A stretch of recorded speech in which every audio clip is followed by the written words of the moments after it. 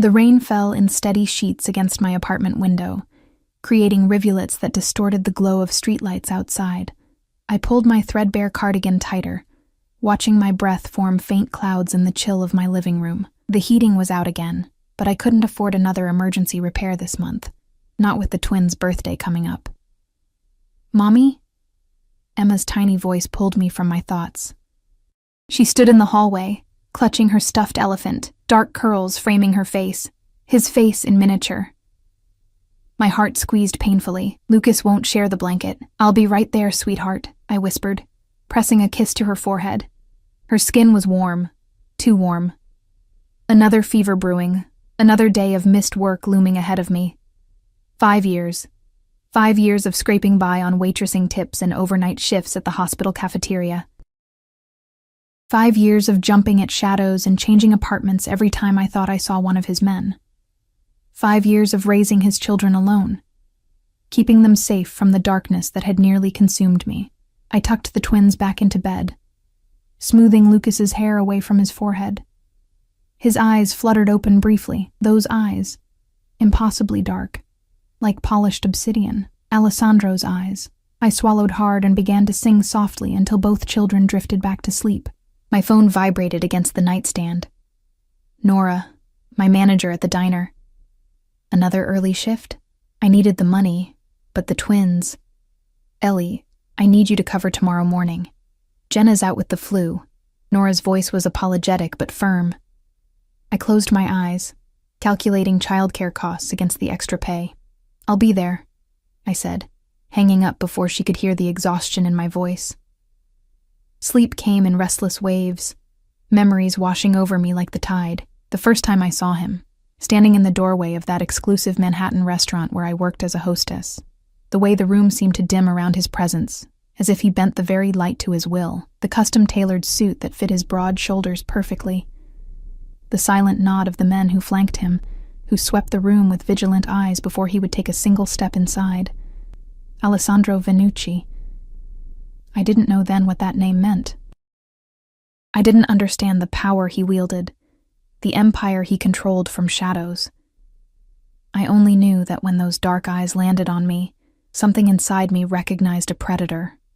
"Table for two," he'd said, voice like velvet wrapped around steel, "somewhere private." I remember the way my hands trembled as I led him through the restaurant, feeling his gaze burning into my back, the weight of it, assessing, considering. I'd spilled water on his companion's sleeve in my nervousness, mortified as the cold liquid splashed across expensive silk. "I'm so sorry. I'll get—" "Leave it." His voice had cut through my panicked apologies. Then, inexplicably, the corner of his mouth had lifted slightly. "What's your name?" "Eleanor," I'd whispered, clutching my notepad like a shield. "Eleanor Wright." The next night, he returned.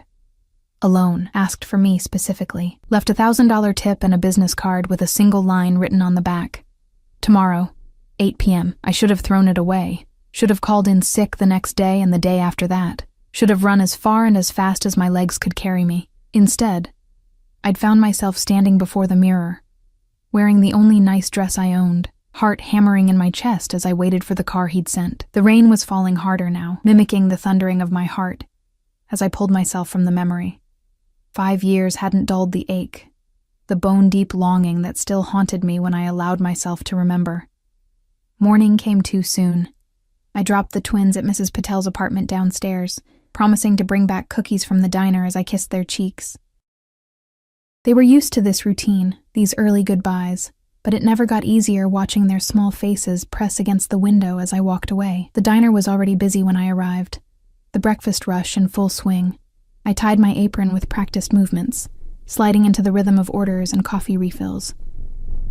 "Table 6 needs menus," Jody called, as she bustled past with a tray of pancakes. I grabbed the laminated cards, plastering on my customer service smile as I approached the booth. "Good morning. Welcome to..." The menu slipped from my fingers, clattering against the linoleum floor. Marco sat at the table, his square face instantly recognizable despite the 5 years that had passed. Alessandro's most trusted lieutenant, his right hand. The man who had taught me how to shoot a gun, just in case, during those months I'd lived in Alessandro's world.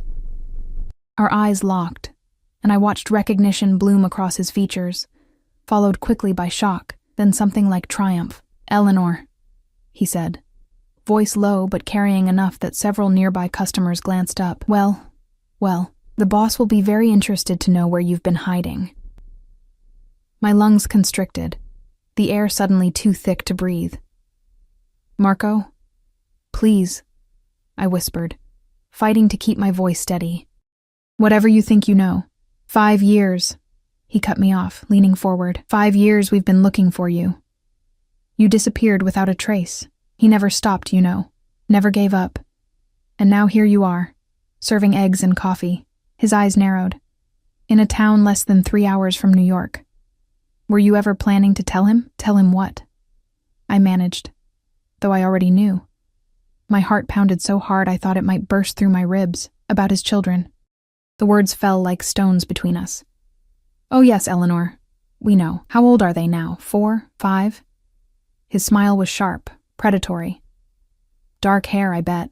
His eyes. The room tilted dangerously. "How did you find me?" The question was barely audible, even to my own ears. Marco tapped his phone. "Facial recognition software. We've been running your picture through every database for years. Someone uploaded a photo from a local school fundraiser last week.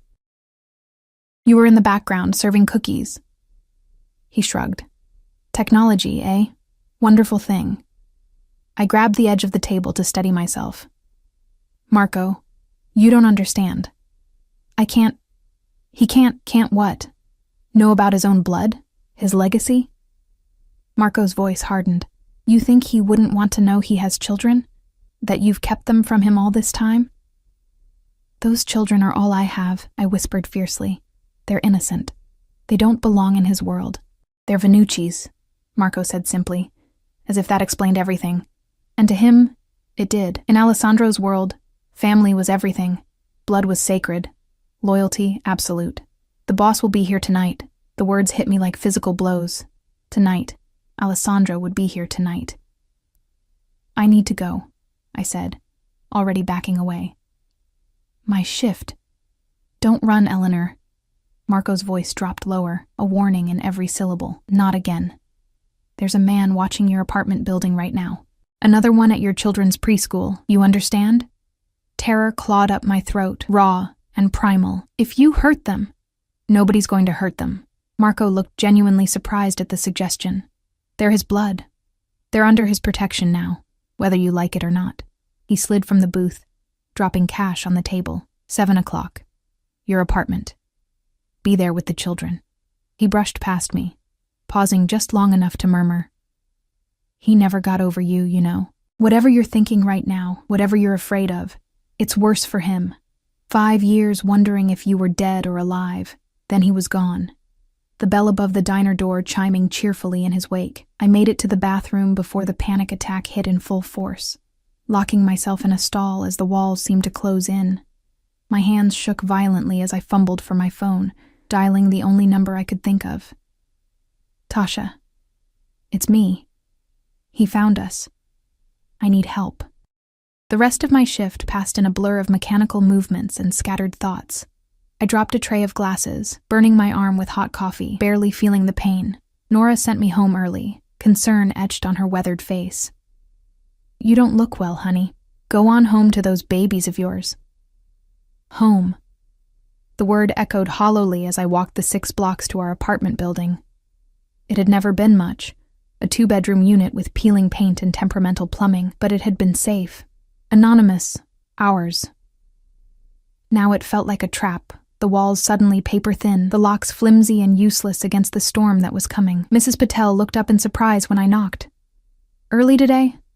The little ones are napping." I nodded, not trusting my voice, watching as my twin slept peacefully on her faded couch, unaware that their world was about to implode. Lucas had his thumb tucked against his palm, a habit he'd had since infancy. Emma's dark lashes fanned against her cheeks, her tiny hand curled around her brother's sleeve even in sleep. Always connected, these two. Always a unit. Just like their father and his brother had been, before Mateo's death had left Alessandro with a void nothing could fill. I gathered them into my arms, one by one, their warm weight both comfort and burden. Mrs. Patel helped me carry their backpacks, chattering about how well they'd eaten lunch, how Lucas had drawn a picture of a dog. "Everything okay, dear?" she asked, as I fumbled with my keys, noting my silence. "You look like you've seen a ghost." "A ghost?" Yes, that was it exactly. The ghost of a life I'd fled, coming back to claim what I'd stolen. "Just tired," I lied, managing a smile that felt brittle on my face. "Thank you for watching them." Inside, I moved on autopilot. Bath time, snacks, cartoons on our ancient television while I paced the apartment, checking windows, calculating impossible escapes. Tasha hadn't called back. My few emergency savings wouldn't get us far. Every shadow outside made my heart stutter. "Mommy, why are you sad?"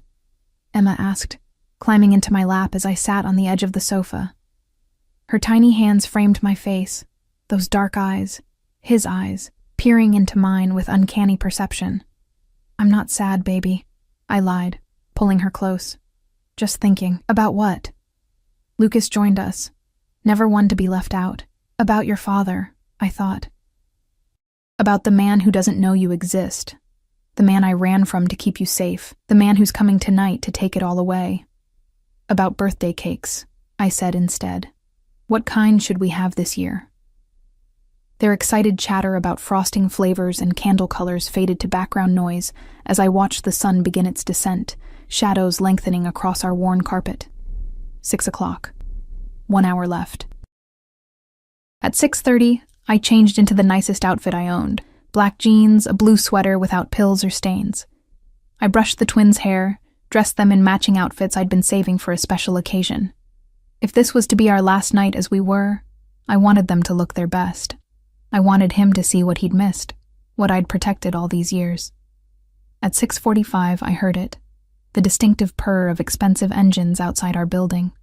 Car doors opening and closing with soft, expensive thuds, murmured voices, the heavy tread of security men taking positions. At 6:55, a knock at our door. "Mommy, someone's here," Lucas said, looking up from his toys. "I know, baby." My voice sounded strange to my own ears. Distant, calm, when inside I was shattering. "Remember what I told you? We're going to meet a friend of Mommy's tonight, someone very important." "Like a princess?" Emma asked, always hoping for magic. "A different kind of royalty," I thought grimly. "Just be polite, okay? Both of you." Another knock, more insistent this time. I took a deep breath, crossed to the door on legs that felt disconnected from my body, and opened it. And there he was. Alessandro Vannucci filled the doorway of my shabby apartment, taller and broader than I remembered. The years had only refined him, chiseling his aristocratic features into something even more devastating. His black hair was shorter now, silver threading the temples in a way that only enhanced his authority. He wore a charcoal suit that probably cost more than 6 months of my rent. A heavy wool coat draped over his shoulders despite the mild spring evening. But it was his eyes that held me paralyzed. Those obsidian eyes I'd seen every day for 5 years reflected in my children's faces. Eyes that now moved from my face to the small figures behind me, widening imperceptibly as understanding dawned. "Eleanor," he said. My name in his mouth, still a caress and a claim all at once. Then his gaze locked on the twins again. Something raw and vulnerable flashing across his features before his expression settled into careful neutrality. "Won't you invite me in?" The silence stretched between us, taut as a wire. Behind Alessandro, I could see Marco and another security man I didn't recognize standing in the hallway, their expressions carefully blank. But it was Alessandro who commanded every particle of my attention, his presence filling the cramped entryway of my apartment like smoke, curling into every corner. "Of course," I finally managed, stepping back to allow him entry. My voice sounded foreign to my own ears, too high, too brittle. He moved with the same controlled grace I remembered, each step deliberate. His gaze swept the apartment in one practiced assessment, taking in the water stain on the ceiling, the mismatched furniture, the basket of unfolded laundry I'd left on the coffee table.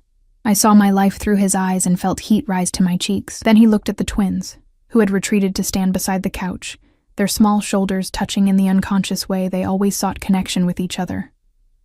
Emma partially hidden behind her brother, Lucas standing slightly forward, chin raised in a gesture so achingly familiar it made my breath catch. These are... Alessandro's voice trailed off, the question hanging in the air between us. Emma and Lucas, I supplied, moving to stand beside my children, placing a protective hand on each of their shoulders. They're 4.5. His jaw tightened, a muscle working beneath the skin. I knew he was calculating, confirming what he already suspected. The twins had been born 8 months after I disappeared. Children, I said, voice steadier than I felt. This is Mr. Vannucci, an old friend of Mommy's. Lucas stepped forward, extending his small hand just as I'd taught him when meeting adults. Hello, Mr. Vannucci. I'm Lucas Wright. I'm 4.5. Alessandro looked at the offered hand for a long moment, something shifting in his expression. Then, with careful deliberation, he crouched down to Lucas's level and took his hand. Hello, Lucas Wright, he said. And I could hear the subtle emphasis he placed on the surname, my surname, not his. It's very good to meet you. Your voice sounds different, Lucas observed, his head tilting to one side. Like the men in the movies, a ghost of a smile touched Alessandro's lips. I was born in Italy. That's why I sound different. Is that far away? Lucas asked. Yes, across the ocean. Emma, never able to resist her curiosity for long, edged out from behind her brother. Do you have a boat? She asked. To cross the ocean? Alessandro turned his attention to her, and I saw the impact of it like a physical force. Emma, with her delicate features and dark, solemn eyes, the mirror image of his mother from the photographs he'd once shown me. I have access to boats, he answered carefully, and planes. Have you ever been on an airplane, Emma? She shook her head, curls bouncing. Mommy says they're expensive. I winced at her innocent honesty. Alessandro's eyes flicked to mine, something dangerous flashing in their depths. Perhaps someday you will, he said, straightening to his full height. He turned to me. The children should get ready for bed now. You and I need to talk. It wasn't a request. I swallowed hard, fighting the instinct to challenge him in front of the twins. It's a school night, I agreed, forcing a smile. Bath time, you two. Then one story before bed. But Mommy... Lucas began to protest. No arguments tonight, I said, firmer than usual. Go pick out your pajamas. I'll be there in a minute. They went reluctantly, casting curious glances at our visitor as they disappeared down the short hallway to their bedroom. As soon as they were out of earshot, Alessandro closed the distance between us in 2 measured steps. 5 years, he said, his voice a low, controlled burn. 5 years, Eleanor. And not once did you think to tell me I had children? I lifted my chin, meeting his gaze despite the tremor that ran through me. I did what I had to do to protect them. Protect them? His laugh was short, humorless. From their father? From the security and comfort I could have provided? From their rightful inheritance? From your world, I countered, keeping my voice low but fierce. From the violence and the danger. From growing up surrounded by fear and death. His eyes narrowed. You know nothing about my world. I know enough.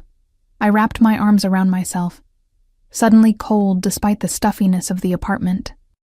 I lived in it, remember? I saw what happened to Carlo when someone wanted to send you a message. I was there when they brought Matteo's body back. Pain flashed across his features at the mention of his brother's name. That has nothing to do with my children. It has everything to do with them. They are children, Alessandro. Innocent. They deserve a normal life, away from all of it. He stepped closer still, until I could smell the familiar scent of him. Expensive cologne underlaid with something darker, more primal. And you think this is a normal life? This apartment, those clothes, the way your hands are raw from whatever menial work you've been doing? His voice dropped even lower. You think I wouldn't have taken care of you all? That I wouldn't have protected you? That I wouldn't have given you everything? At what price? I whispered. What would you have demanded in return? Something shifted in his expression. a stillness coming over him that I remembered all too well. The calm before the storm. You think I would have held our children hostage to keep you? Is that how little you thought of me? Before I could answer, Emma called from the bathroom. Mommy, we need help with the water. I stepped back, breaking the tension between us. I need to take care of them. Alessandro nodded once, sharp. Go, but this conversation is far from over. I moved past him, painfully aware of his presence as I squeezed through the narrow hallway. The twins were already in the bathroom, Lucas struggling with the faucet while Emma arranged their bath toys along the edge of the tub. Is Mr. Vannucci staying for dinner? Lucas asked as I adjusted the water temperature. No, sweetheart. He just came to talk to Mommy. Is he your boyfriend? Emma's question was innocent, but it struck like a physical blow. No, I said quickly. He's just someone I knew a long time ago. He looks scary, Lucas observed, lifting his arm so I could help him with his shirt. But not mean scary, just important scary, out of the mouths of babes. He is important, I said carefully. But you don't need to be scared of him. I helped them into the tub, going through the motions of bath time with mechanical precision while my mind raced. Alessandro was here, in my apartment. Alessandro knew about the twins. Everything I'd built over 5 years of struggle and sacrifice was crumbling around me. Mommy, you're washing my hair too hard, Emma complained, pulling me back to the present. I'm sorry, baby. I gentled my touch, rinsing the suds from her dark curls. Mommy's just a little distracted tonight. After bath time came pajamas, teeth brushing, and the ritual of selecting a bedtime story. I was acutely aware of Alessandro's presence in the living room, just beyond the thin walls. Could he hear us? Was he listening to these private moments, these rituals that had been ours alone for so long? This one, Lucas decided, pulling out a worn copy of Where the Wild Things Are. I sat between their beds, the book open on my lap, aware that my voice was shakier than usual as I read the familiar words. The twins didn't seem to notice, their eyelids growing heavy by the final page. Sweet dreams, my loves, I whispered, kissing each forehead. I'll see you in the morning. A lie, perhaps. I had no idea what the coming hours would bring, what Alessandro intended to do now that he'd found us. The thought of separation from my children sent a wave of physical pain through my chest. I love you to the moon and back, Emma murmured. Our nightly ritual.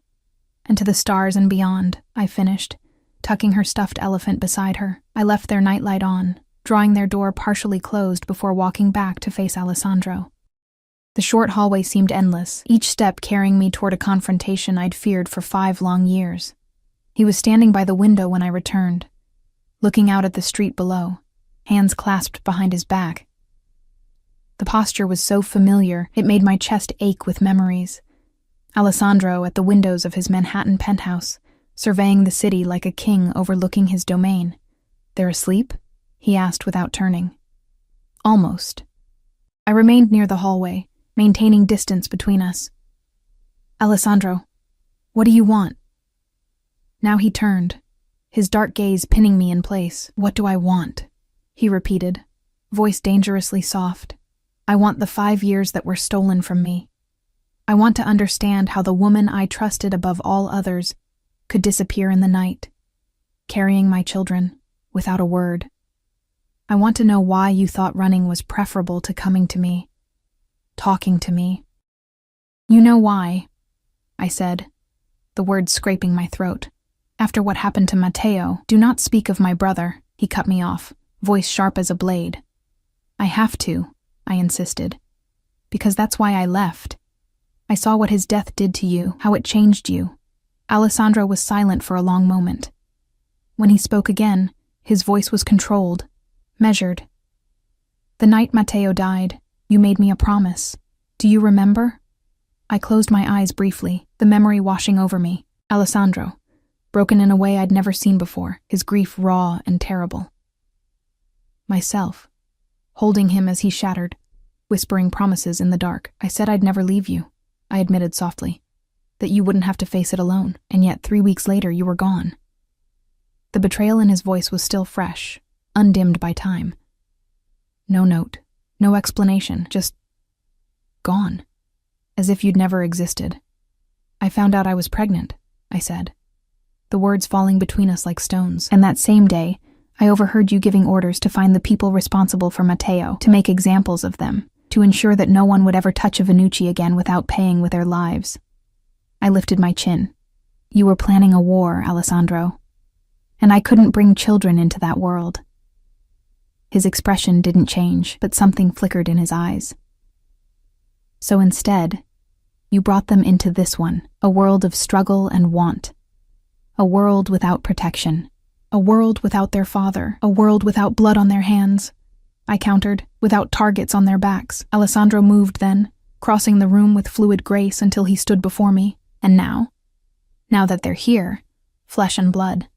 Not theoretical children you were trying to save from an imagined fate. Now that they're wearing secondhand clothes and living in an apartment where the heat doesn't work properly. Now that they're asking for things you can't give them. Are you still so certain you made the right choice? His words struck nerves, exposed insecurities I'd battled every day since the twins were born. The things I couldn't provide, the opportunities they would never have, the constant grinding anxiety of living paycheck to paycheck. They're happy, I said, but my voice wavered. They're loved. They could have been happy, loved, and secure, he replied, each word precise. They could have had the best of everything. Instead, you've been working yourself to exhaustion to provide the bare minimum. I looked away, unable to hold his gaze. It wasn't just about them, I admitted. It was about me too, about what loving you was doing to me. Explain. The command was soft, but unyielding. I was losing myself, I said. Becoming someone I didn't recognize. Someone who looked the other way when certain business associates came to dinner. Someone who pretended not to see the guns your men carried. Someone who rationalized and excused and ignored because I loved you too much to see clearly. Alessandro was silent for a long moment. Then, with careful deliberation, he reached out and touched my cheek, turning my face back toward his. His fingers were warm against my skin, the contact sending electricity sparking through my veins. And yet you named our son Lucas, he said softly. After my father. The observation caught me off guard. I'd never told anyone the real reason behind my son's name. It had been a moment of weakness, a small concession to the connection I couldn't fully sever. I thought they should have something of you, I whispered, even if they never knew you. Something shifted in his expression, the hard lines softening almost imperceptibly. You could have disappeared completely, changed your name, gone to the other side of the country. Yet you stayed close enough that Marco found you by accident. Part of you wanted to be found, Eleanor. No. I shook my head, stepping back from his touch. That's not true. Isn't it? He followed, refusing to let me retreat. 5 years. And you've never been with anyone else, never even tried to replace me in their lives with another father figure. How would you know that? I demanded, heat rising to my cheeks. Because I know you, he replied simply, and because I had Marco do a thorough background check the moment he recognized you. You work 2 jobs. You have no romantic entanglements. Your only friend appears to be this Tasha person you called in panic today. His mouth curved slightly. By the way, she won't be returning your call. Her phone service has been temporarily interrupted. Fear sliced through me. What did you do to her? Nothing. He seemed almost offended by the suggestion. My men simply ensured she wouldn't interfere until we've resolved our situation. She's perfectly safe, I assure you. Our situation, I repeated. Is that what this is? A situation to be resolved? This, Alessandro gestured between us, is a family torn apart by misunderstanding and fear. And yes, I intend to resolve it. How? I asked, though I dreaded the answer. By forcing us to go back with you, by taking my children? His expression darkened. Our children, Eleanor, and I would never take them from their mother. What kind of monster do you think I am? I don't know anymore, I admitted. The Alessandro I knew wouldn't have threatened my friend. The Alessandro you knew died the night you disappeared, he said, voice hard-edged.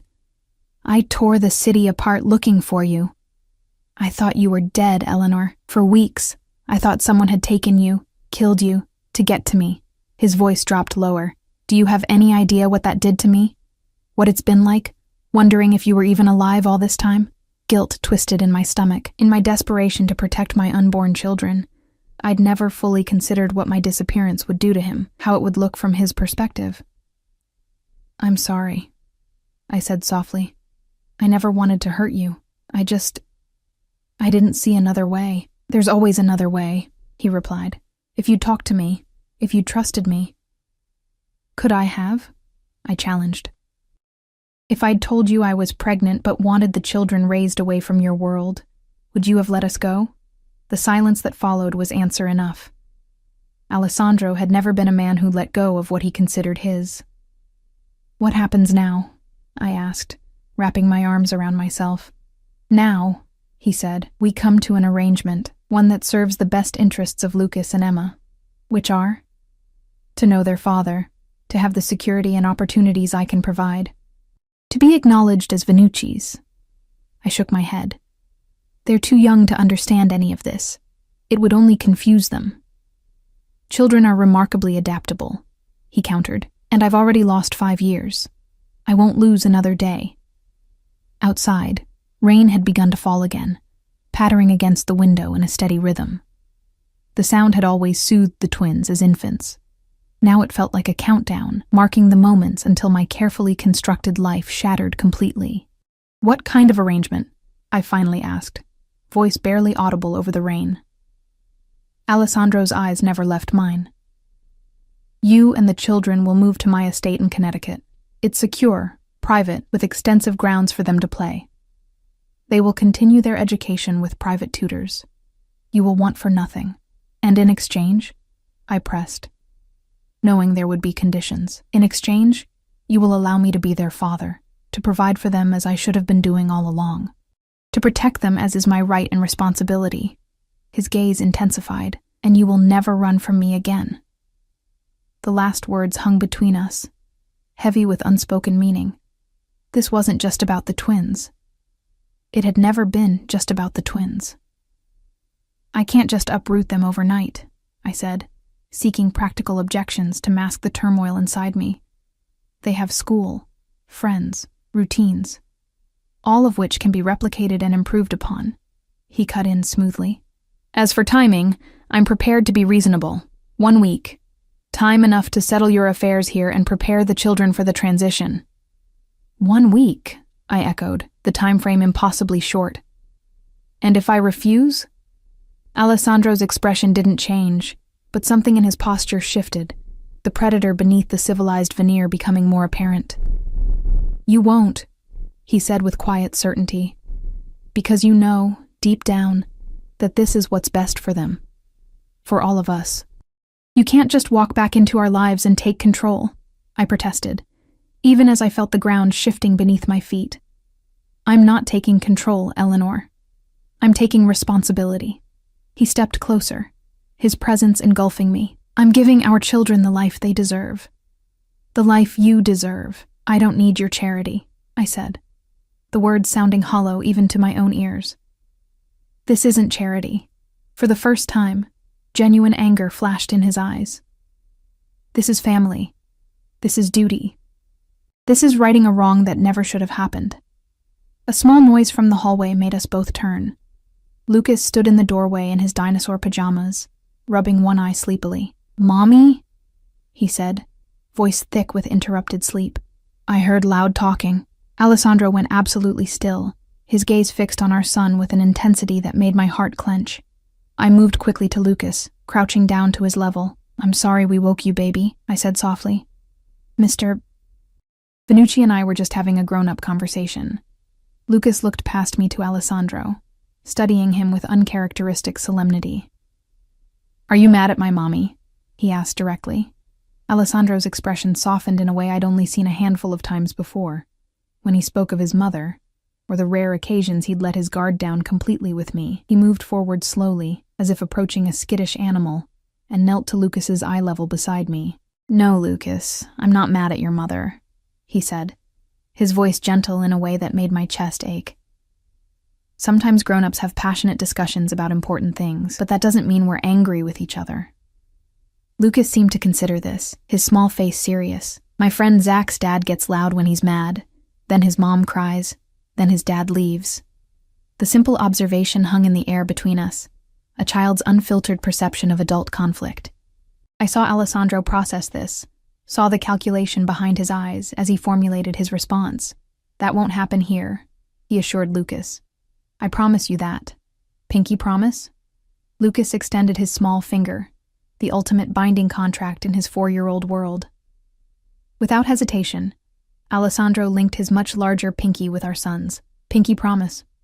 The gesture was so unexpected, so incongruous with the powerful man I knew, that I felt tears prick at the corners of my eyes. I blinked them away hastily. Back to bed now, mister, I said, smoothing Lucas's hair. It's late. Can Mr. Vannucci tuck me in too? Lucas asked, the request catching me completely off guard. He does the grown-up voice better than you do for the wild things. Alessandro's eyes met mine over our son's head, seeking permission. I hesitated, then nodded once, sharply. This was happening, whether I was ready or not. My children were forming connections with their father, invisible threads spinning between them that could never be broken. I led the way back to their bedroom, hyper-aware of Alessandro behind me, of his size and presence filling our narrow hallway.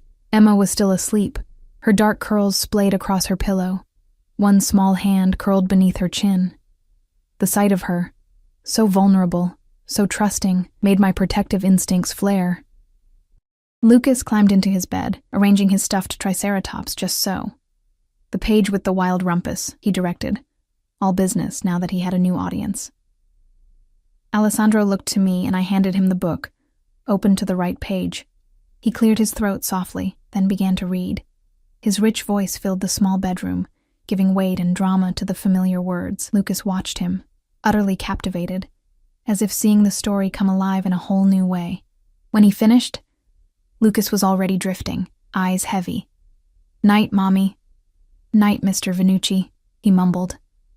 Good night, Lucas, Alessandro said, and I could hear the emotion he was working to control. Sleep well.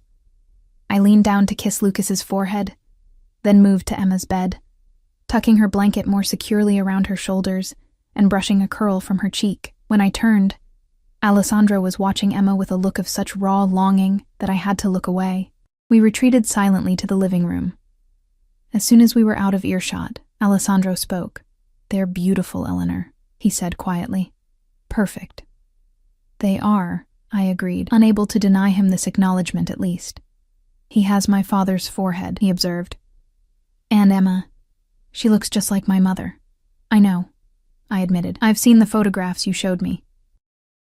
Alessandro moved to the small side table where I kept the few family photos I had, mostly the twins at various stages, a couple with Tasha, one with Mrs. Patel from last Christmas.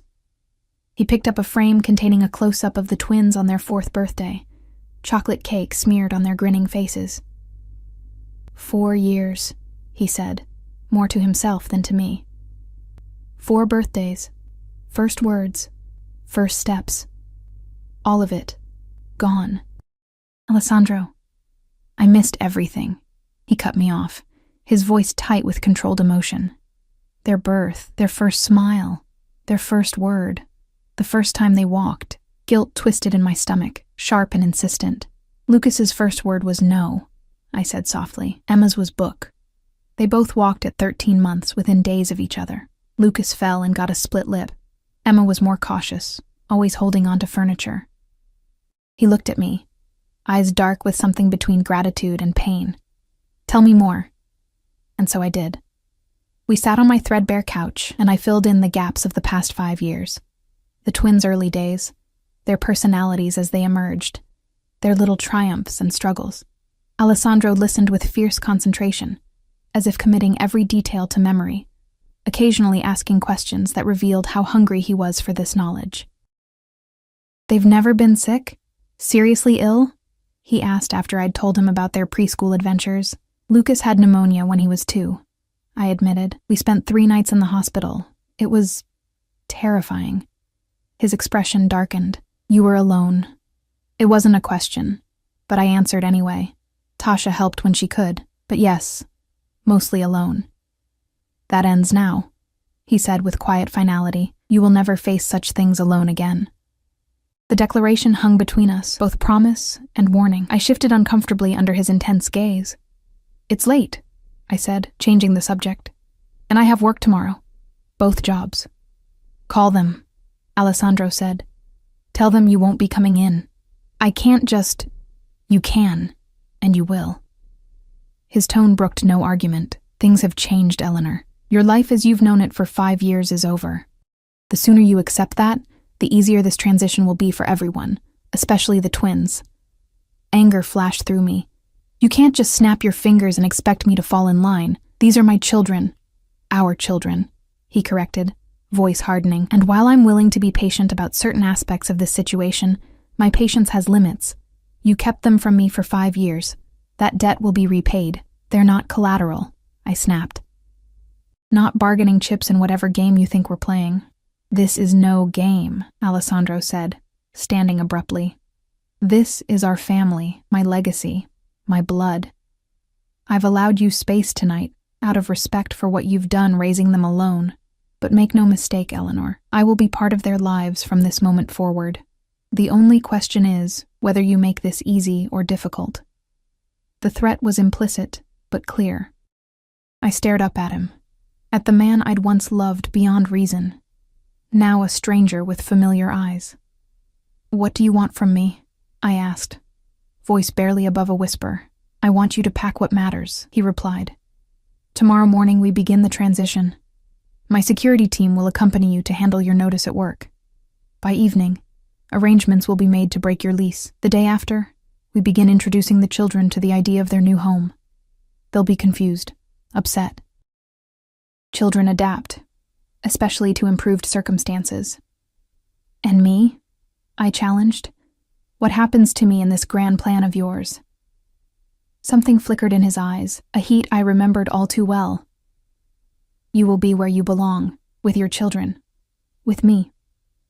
I don't belong to you, Alessandro, I said, rising to face him. I never did. No? He stepped closer, closing the distance between us until I could feel the heat radiating from his body. Then why did you never replace the rings?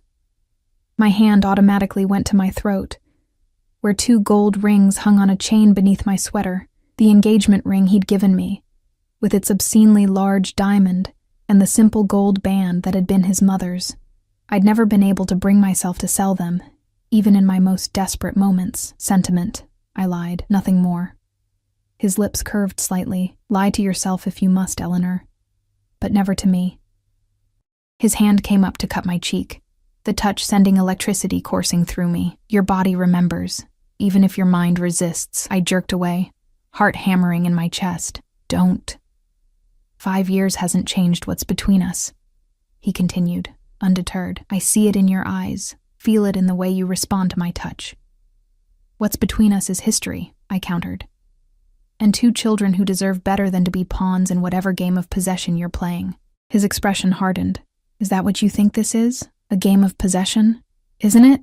I challenged. You've never been able to accept losing anything that you consider yours. And you've never been able to accept that some bonds can't be broken, he returned. Not by time, not by distance, not even by betrayal. Before I could respond, a phone chimed. Alessandro reached into his jacket, checked the screen, and frowned slightly. Marco has identified surveillance on the building, he said. All business now. Not my men. Someone else is watching you. Cold fear washed through me. What? Who? Unknown. But this changes things. He typed a rapid response, then looked at me. Pack bags for yourself and the children. Essentials only. We're leaving tonight. Tonight? I echoed, stunned. But you said a week. That was before I knew you were being watched. His voice was clipped, professional. The safety of my family comes first, always, but the children are asleep. They'll be confused, frightened. They'll be safe. He cut me off, which is more than I can guarantee if we stay here. He moved toward the window, peering through the blinds with practiced caution. How long have you lived in this building? 3 years, I answered automatically. And in this city? The same. We moved here when the twins were just over a year old. Alessandro's jaw tightened. 3 years in one location. Too long. Too predictable. He turned to me, his expression grave. This isn't just about us anymore, Eleanor. If someone is watching you, it's because of me. Because somehow, they've made the connection. The implication sent ice through my veins. The children are a vulnerability, he finished for me. My vulnerability, and potentially valuable to my enemies. This is exactly why I left, I whispered fiercely. This danger, this life where people become targets, and yet here we are, he returned. The danger found you anyway. The difference is that now you have me to protect you. All of you. Another text chimed on his phone. He read it quickly, then issued rapid instructions in Italian, a language I'd learned enough of during our time together to understand the gist. Security perimeter, extraction plan, safe house protocols. Who's watching us? I asked, moving to the twins' bedroom door as if I could shield them with my body alone. I don't know yet, Alessandro admitted, and I could see the calculation behind his eyes, the mental catalog of enemies and threats. But I intend to find out. He crossed to me in 3 quick strides, taking my shoulders in his hands. Eleanor, listen to me carefully. We don't have time for arguments or negotiations. You need to pack now. Clothes for 3 days. Important documents. Anything the children can't live without. We leave in 20 minutes. The urgency in his voice, the steel in his eyes, broke through my resistance. I nodded once and moved to the small closet in the hallway where I kept our emergency bag. A habit formed during those first terrified months after leaving him, when I'd been certain he would find us at any moment. I keep passports and birth certificates in here, I said, pulling out the duffel bag. And a change of clothes for each of us. Alessandro's eyebrow raised slightly. You've maintained an escape plan all this time. Old habits, I said, not meeting his gaze. Indeed, something like approval flashed across his features. Get what else you need. I'll arrange transport. While Alessandro spoke quietly into his phone, I moved through our small apartment gathering essentials. Emma's elephant, without which she wouldn't sleep. Lucas's dinosaur nightlight. The photo album containing the only pictures I had of them as newborns, medications from the bathroom cabinet. My movements were mechanical, driven by the same instinct for survival that had propelled me through the past 5 years. When I returned to the living room, Alessandro was standing by the window again, posture alert. My men have identified a vehicle across the street. 2 occupants. They've been there at least 3 hours. How do you know they're watching us specifically? The driver has binoculars. They're focused on this window. His voice was matter of fact. Marco is moving into position now. Once we have a clear extraction route, we move. The clinical precision of his planning should have terrified me. Instead, I felt a traitorous sense of security. Whatever else Alessandro was, criminal, ruthless, dangerous, he was also capable, protected.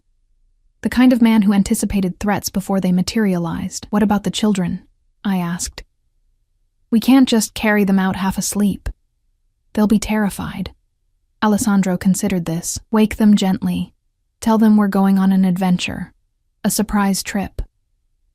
In the middle of the night? Children love surprises, he said with certainty. And midnight adventures. Despite everything, I almost smiled at his confident assumption. You have a lot to learn about 4-year-olds.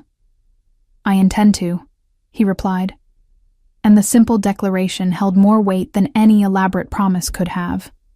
I moved back to the twins' room, heart heavy. This was happening too fast, spinning out of my control like a car on ice. I gently shook Emma awake first, knowing she would be the harder one to manage if startled.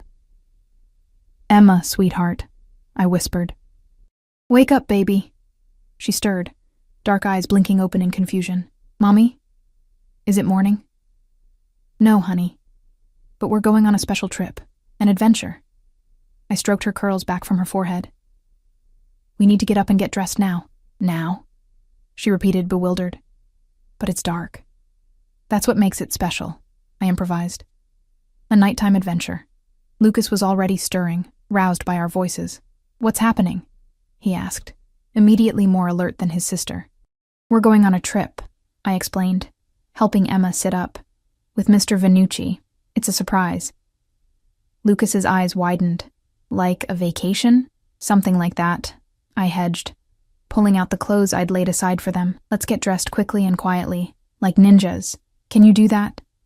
The mention of ninjas, as I'd known it would, captured Lucas's imagination. He nodded solemnly and began changing into his clothes with focused determination. Emma was slower, still heavy with sleep, but compliant.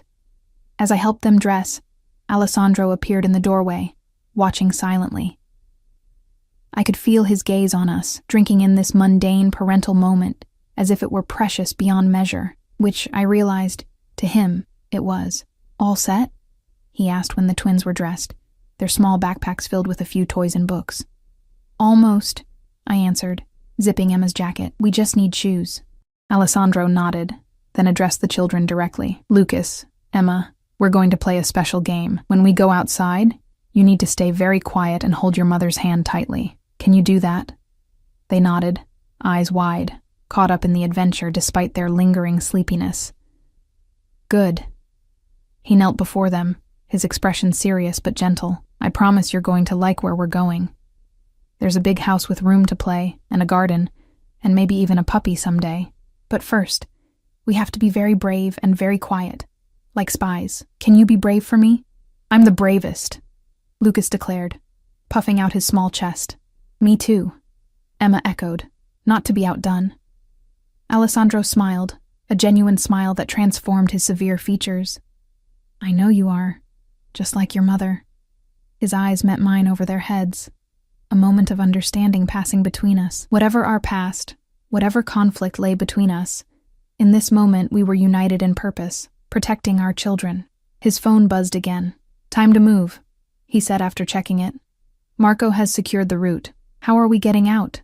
I asked, helping the twins with their shoes. Service entrance at the back of the building. Cars are waiting. I nodded, gathering our bags. Alessandro surprised me by taking them from my hands, leaving me free to guide the children. Another text arrived on his phone, and his expression darkened. What is it? I asked. The watchers are moving, he said, voice low so the twins wouldn't hear. We need to go, now. I gathered Emma into my arms while Lucas clung to my hand. Alessandro moved ahead of us, checking the hallway before gesturing us forward. We moved silently through the apartment building, taking the back stairs rather than the elevator. The twins, caught up in this spy game, remained quiet, though Emma buried her face in my neck, sensing the tension despite our efforts to shield them.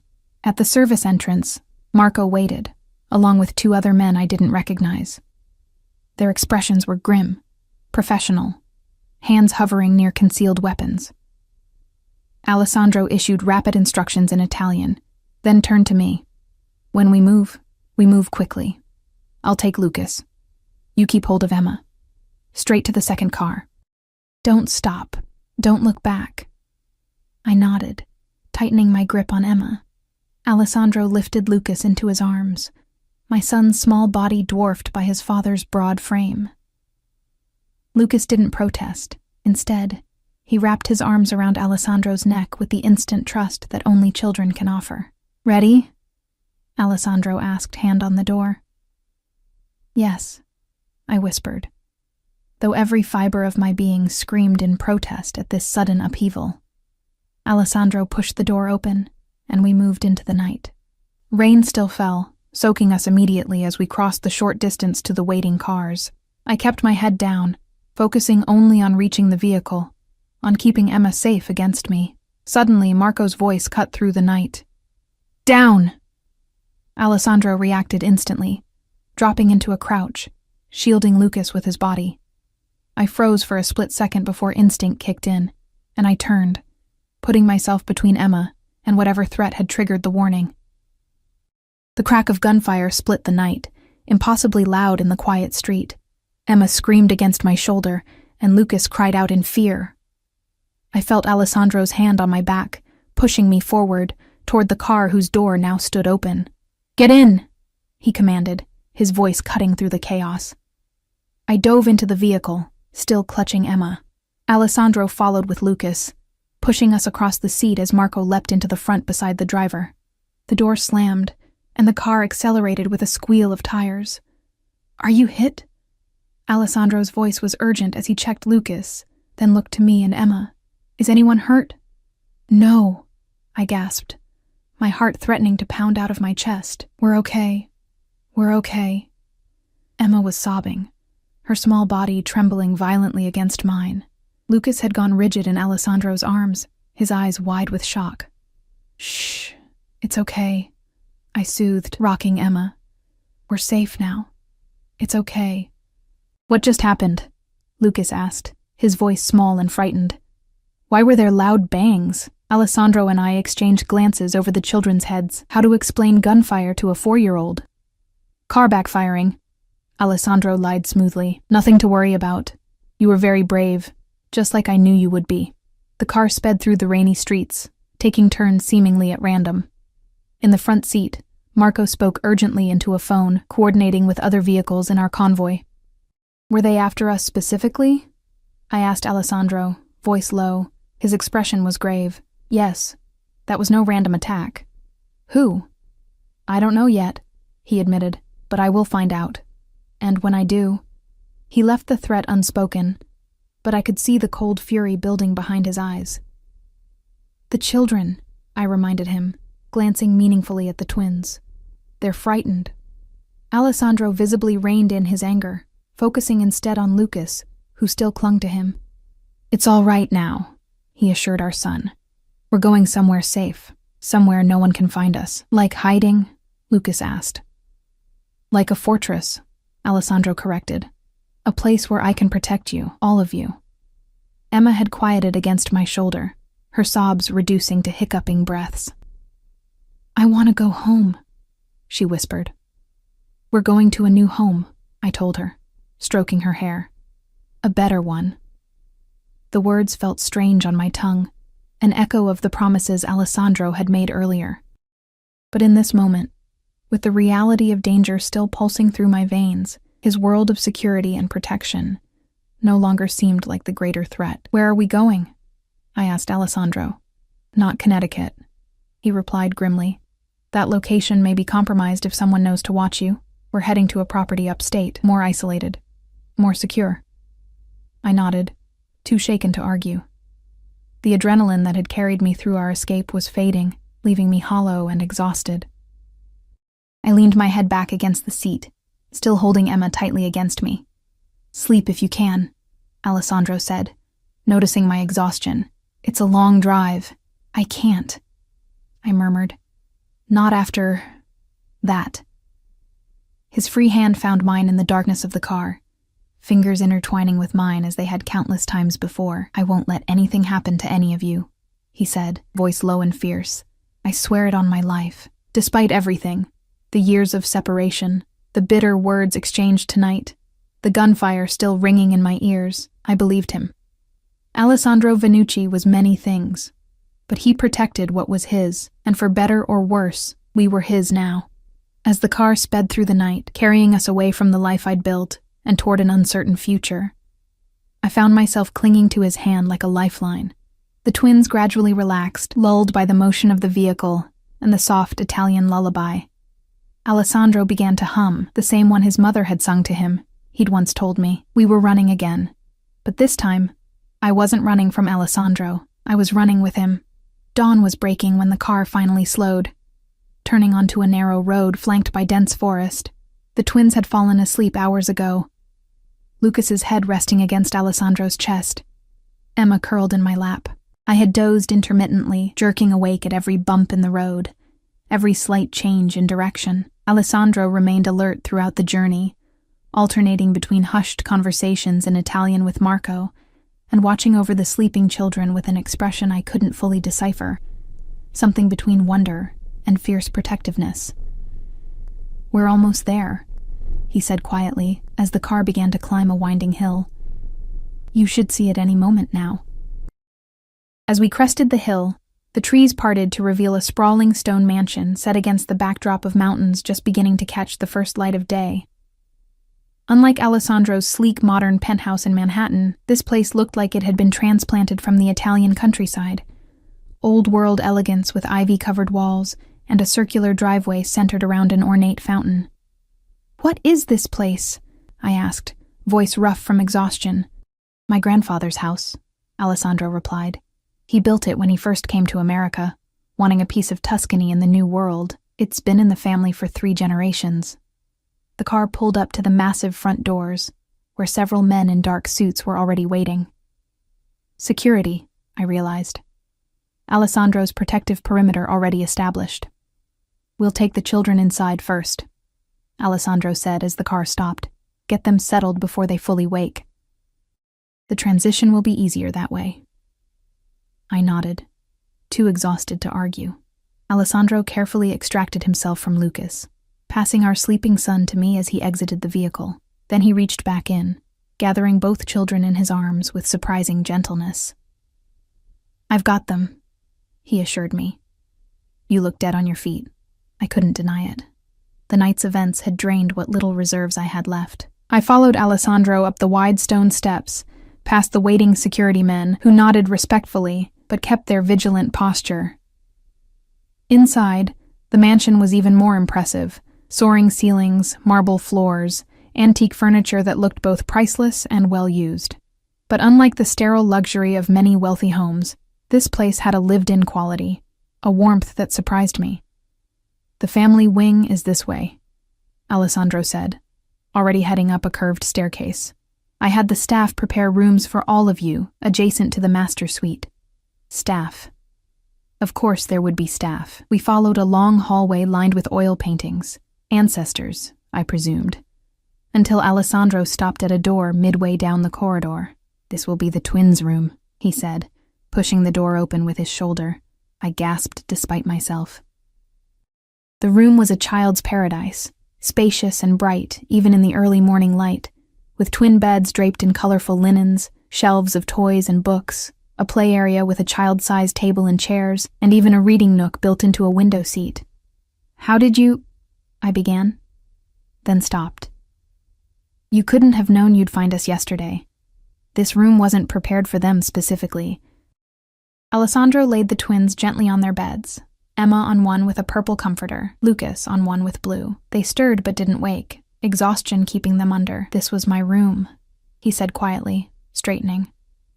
And Matteo's, when we were boys.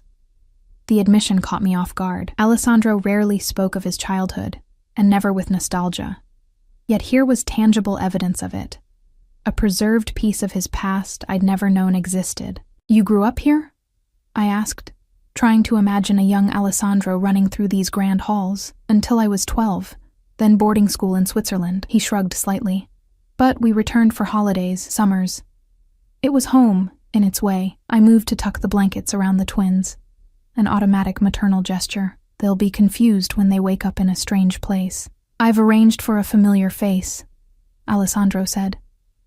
Mrs. Patel is being brought here as we speak. I stared at him. Mrs. Patel? My neighbor? You've kidnapped my neighbor? Hardly kidnapped, he corrected, unfazed by my accusation. She's being handsomely compensated to assist with the transition. The children trust her, and you trust her. Her presence will ease the adjustment. I wanted to be angry at his high-handedness, at the way he'd simply arranged everything without consultation. But the thoughtfulness of the gesture, providing my children with a familiar face during this upheaval, deflated my outrage. Thank you, I said instead. That was considerate. Something like triumph flickered in his eyes, quickly masked. Your room is through here, he said, moving to a door at the side of the children's room. It connects to theirs and to mine. The implications of the arrangement weren't lost on me. I'd be sandwiched between my children and Alessandro, with no exit that didn't pass through one of their rooms. Trapped, but in the most gilded of cages. My room, when I entered it, was equally thoughtful in its preparation, spacious but not overwhelming, decorated in the muted blues and greens I'd always favored. A large bed dominated one wall, looking so inviting after the night's ordeal that I had to physically resist the urge to collapse onto it. Everything you need should be here, Alessandro said, following me in. Clothes, toiletries. If anything is missing, tell Maria. She manages the household staff. You seem to have thought of everything, I observed, running my fingers over the soft bedspread. I've had 5 years to plan for your return, he replied simply. Though I'll admit, The circumstances are not what I envisioned. Our eyes met across the room, the weight of all that remained unsaid hanging between us. He looked as exhausted as I felt, though he wore it differently, the weariness showing only in the slight tightness around his eyes, the barely perceptible slump of his shoulders. "You should rest," he said after a moment. "We both should. The security perimeter is established, and the children will sleep for hours yet.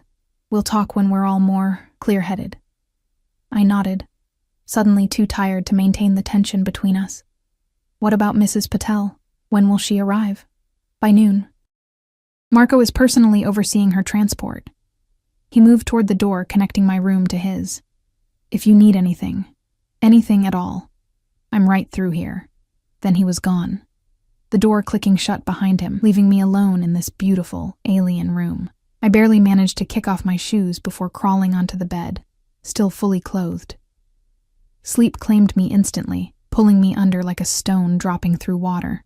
I dreamed of running, of carrying the twins through endless dark corridors while gunshots echoed behind us. In the dream, Alessandro was both pursuer and protector, his presence simultaneously threatening and reassuring. I woke with a gasp, disoriented by the unfamiliar surroundings until memory flooded back. The room was filled with midday light now, filtering through sheer curtains that stirred in a gentle breeze from the partially open window. Someone had covered me with a light blanket while I slept. The thought of Alessandro, or worse, a stranger, entering while I was unconscious, sent an uncomfortable shiver through me. I sat up, noting that someone had also placed a tray on the bedside table, a carafe of water, a cup of what smelled like freshly brewed coffee, and a small plate of pastries. My stomach growled in response, reminding me that it had been nearly a day since I'd eaten. As I reached for the coffee, I heard voices from the twins' room, their high, excited chatter punctuated by a deeper, masculine rumble that could only be Alessandro. I froze, coffee cup halfway to my lips, suddenly acutely aware that while I'd been sleeping, my children had woken in a strange place with their father, a man who was still essentially a stranger to them. I set the cup down and moved quickly to the connecting door, opening it to find a scene I couldn't have imagined 24 hours ago. Lucas and Emma, fully dressed in clothes I didn't recognize, sitting cross-legged on the floor with Alessandro, who was helping them construct an elaborate castle from wooden blocks. "The tower needs a flag," Lucas was saying authoritatively. "All castles have flags." "You're absolutely right," Alessandro agreed, his usual commanding tone softened to match Lucas's earnestness. "What color should it be?" "Purple," Emma declared. "With stars." "Blue," Lucas countered. "With a dragon." Alessandro appeared to consider this diplomatic crisis with appropriate gravity. "Perhaps we need 2 flags," he suggested, "one for each tower." This compromise seemed to satisfy both twins, who nodded in solemn agreement. It was then that Emma noticed me standing in the doorway. "Mommy!" she exclaimed, jumping up and running to me. "Look at our new room. It's so big. And Mr. Alessandro says there's a garden with butterflies and horses and a kitchen where we can make cookies whenever we want." I knelt to hug her, breathing in the familiar scent of her hair, now mingled with what smelled like expensive children's shampoo. "That sounds wonderful, baby. Did you sleep well in your new bed?" "It's so soft," she confirmed, "like sleeping on a cloud." Lucas remained by the castle, but his eyes were bright with excitement. "Mr. Alessandro says this was his room when he was little, and all the toys were his, and now they're ours."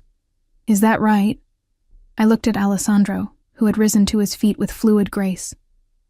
He was dressed more casually than I'd ever seen him, dark jeans and a simple gray sweater that somehow managed to look as elegant on him as his custom suits. "I thought they might appreciate the connection," he said, his tone neutral, but his eyes searching mine. "Mrs. Patel arrived an hour ago. She helped get them bathed and dressed while you slept. She's resting now. The journey was tiring for her." "You should have woken me," I said, discomfort prickling at the thought of Alessandro managing my children's morning routine without me. "You needed the rest," he replied simply. "And we managed well enough, didn't we?" The last was directed at the twins, who nodded enthusiastically. "Mr. Alessandro made pancakes," Lucas informed me. "With his own hands. In the big kitchen. I raised an eyebrow at Alessandro. You cook now? A ghost of a smile touched his lips. I have many talents you've yet to discover. The comment held an undercurrent that made heat rise to my cheeks. I looked away, focusing instead on the elaborate block construction. That's quite a castle. It's not finished, Lucas said importantly. We need the flags, and a moat with crocodiles. Perhaps you could help with that while I speak with your mother, Alessandro suggested smoothly. Maria has some blue fabric in the sewing room that would make an excellent moat. Lucas looked uncertain. But who will help us? You know where everything is. Maria will help you, Alessandro assured him. She raised me, after all. She knows all the best hiding places for treasure. He moved to the door and spoke briefly to someone outside, presumably issuing instructions to this Maria person. Moments later, an older woman with silver-streaked dark hair and kind eyes appeared. The twins regarded her warily until she smiled, revealing dimples in her weathered cheeks. So these are the little ones, she said in accented English. Come, let me show you where we keep the special blue cloth for moats. And perhaps we will find some chocolate in the kitchen, yes, if your mother permits it. She looked to me for confirmation. I nodded, not wanting to undermine her authority in front of the children. Just a small piece. They already had pancakes, apparently. Maria's eyes crinkled with amusement as she glanced at Alessandro. The young master? Cooking? Some things do change. She extended her hands to the twins. Come now, little ones. Let your parents talk. The word parents, so casually spoken, yet so loaded with meaning, hung in the air as the twins followed Maria from the room. As soon as they were out of earshot, I turned to Alessandro. They seem remarkably adjusted, I said cautiously. Children are resilient, he replied. And I've made sure they have no reason to be afraid. The shooting, I began, lowering my voice, though the twins were well out of earshot now. They must have questions. They believe it was fireworks, he said. An explanation they accepted readily enough. Children tend to believe what makes them feel safe. There was something in his tone, a subtle wistfulness, that caught my attention. I studied him more carefully, noting the signs of fatigue beneath his composed exterior. Did you sleep at all? I asked. Enough. He gestured toward the sitting area near the window. We should talk while the children are occupied. There are decisions to be made. I followed him to the pair of comfortable armchairs positioned to overlook the gardens below. Only now did I fully appreciate the setting. The mansion was perched on a hilltop, surrounded by landscaped grounds that gave way to forest, then mountains beyond. The isolation was both beautiful and strategic, I realized. No one could approach without being seen. Any news about who was watching the apartment? Who shot at us? I asked as we sat. Alessandro's expression hardened. We're still gathering information. The car was abandoned 2 miles from your apartment. Stolen, of course. Professional job. Professional, I repeated, a chill running through me despite the room's warmth. You mean hit men, most likely? He confirmed, his tone matter of fact. The question is who sent them and how they knew where to find you. Do you have theories? His eyes met mine, dark and unreadable. Several. None pleasant. I wrapped my arms around myself, the reality of our situation settling like a weight on my chest. The children could have been killed, but they weren't, Alessandro said firmly. And they won't be. No one will touch them while I draw breath. The fierce declaration should have been comforting. Instead, it only emphasized the danger we were now in. Danger my children had never faced before I'd let Alessandro back into our lives. This is why I left, I said, voice low but intense. This exact scenario, men with guns, threats, fear. You left because you were pregnant and afraid, he countered, and in your fear, you made a choice that put you and our children at greater risk. Alone, unprotected, vulnerable. We were fine for 5 years, I shot back. No one was shooting at us before you found us. Alessandro leaned forward, his gaze intense. Were you really fine, Eleanor? Working 2 jobs, barely making ends meet, living in an apartment where the heat doesn't work properly, constantly looking over your shoulder? That's not fine. That's surviving. His words struck a nerve, exposing the precariousness of the life I'd built. But I wasn't ready to concede. At least we were safe. Were you? He raised an eyebrow. Or were you just lucky? How long before someone connected you to me without my protection to shield you? I had no answer for that. The question had haunted me during those early years on the run, though I'd eventually convinced myself we were truly free of his world. What happens now? I asked instead, shifting the conversation. We can't stay here indefinitely. Why not? Alessandro countered. This property is secure, isolated, and comfortable. The twins already seem to like it here. Their lives are back in Vermont, I protested. Their preschool, their few friends, all easily replaced, he cut in. Better schools, more suitable friends, a life worthy of who they are. And who are they, Alessandro? I challenged. Who do you think they are? My children, he said simply. Heirs to everything I've built, to my name, my legacy. Your criminal empire, you mean, I said bluntly. His expression didn't change, but I saw something flash behind his eyes. My business interests are diverse and largely legitimate, as you well know. The other aspects are necessary protections in a world that doesn't operate by conventional rules. Don't romanticize it, I said. You're the head of a crime family. You have blood on your hands. As do most powerful men, he returned evenly. The difference is, I don't pretend otherwise. I don't hide behind lawyers and corporations while exploiting the weak.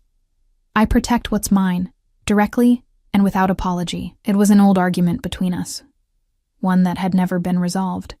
In the early days of our relationship, I'd been naive enough to believe I could separate the man from his business. Later, as I'd learned more, I'd told myself that his criminal activities were a product of his upbringing, that the legitimate businesses he was building would eventually replace the darker aspects of his empire. But Matteo's death had changed everything, unleashing a side of Alessandro that terrified me, cold, calculating, ruthless in his pursuit of vengeance.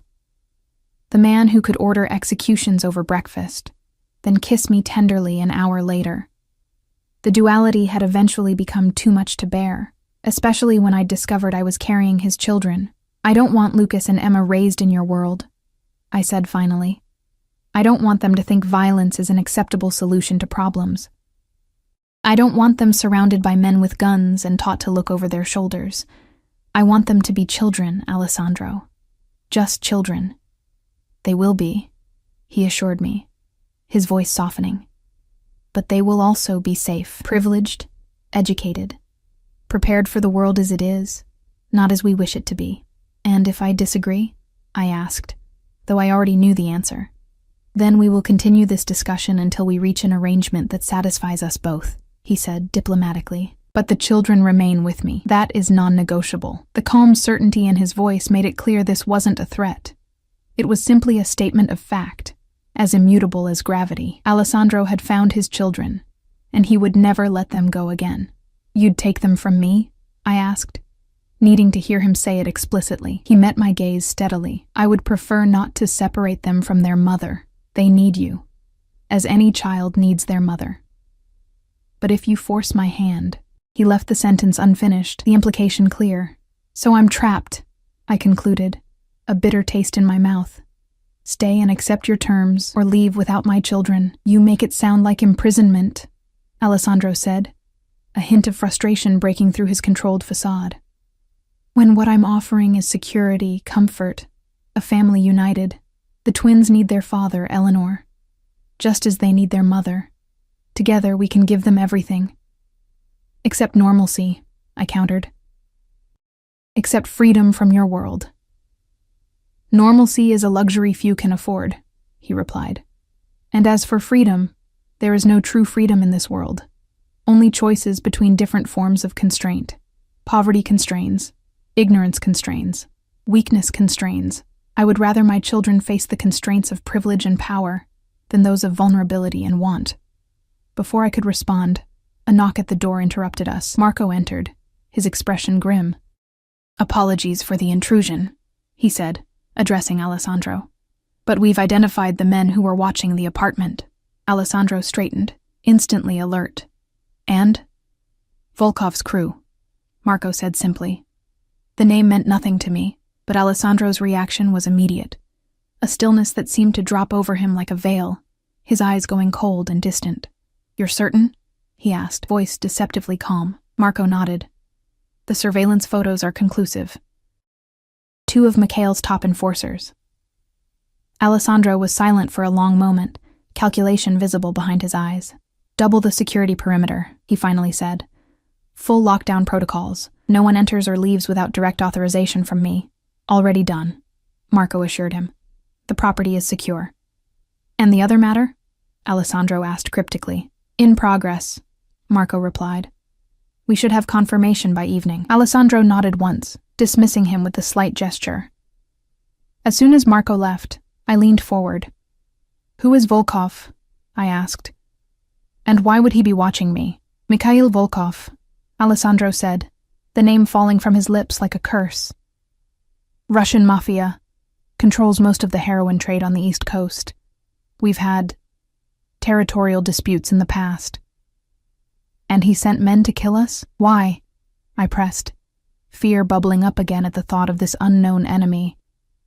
Not to kill you, Alessandro corrected.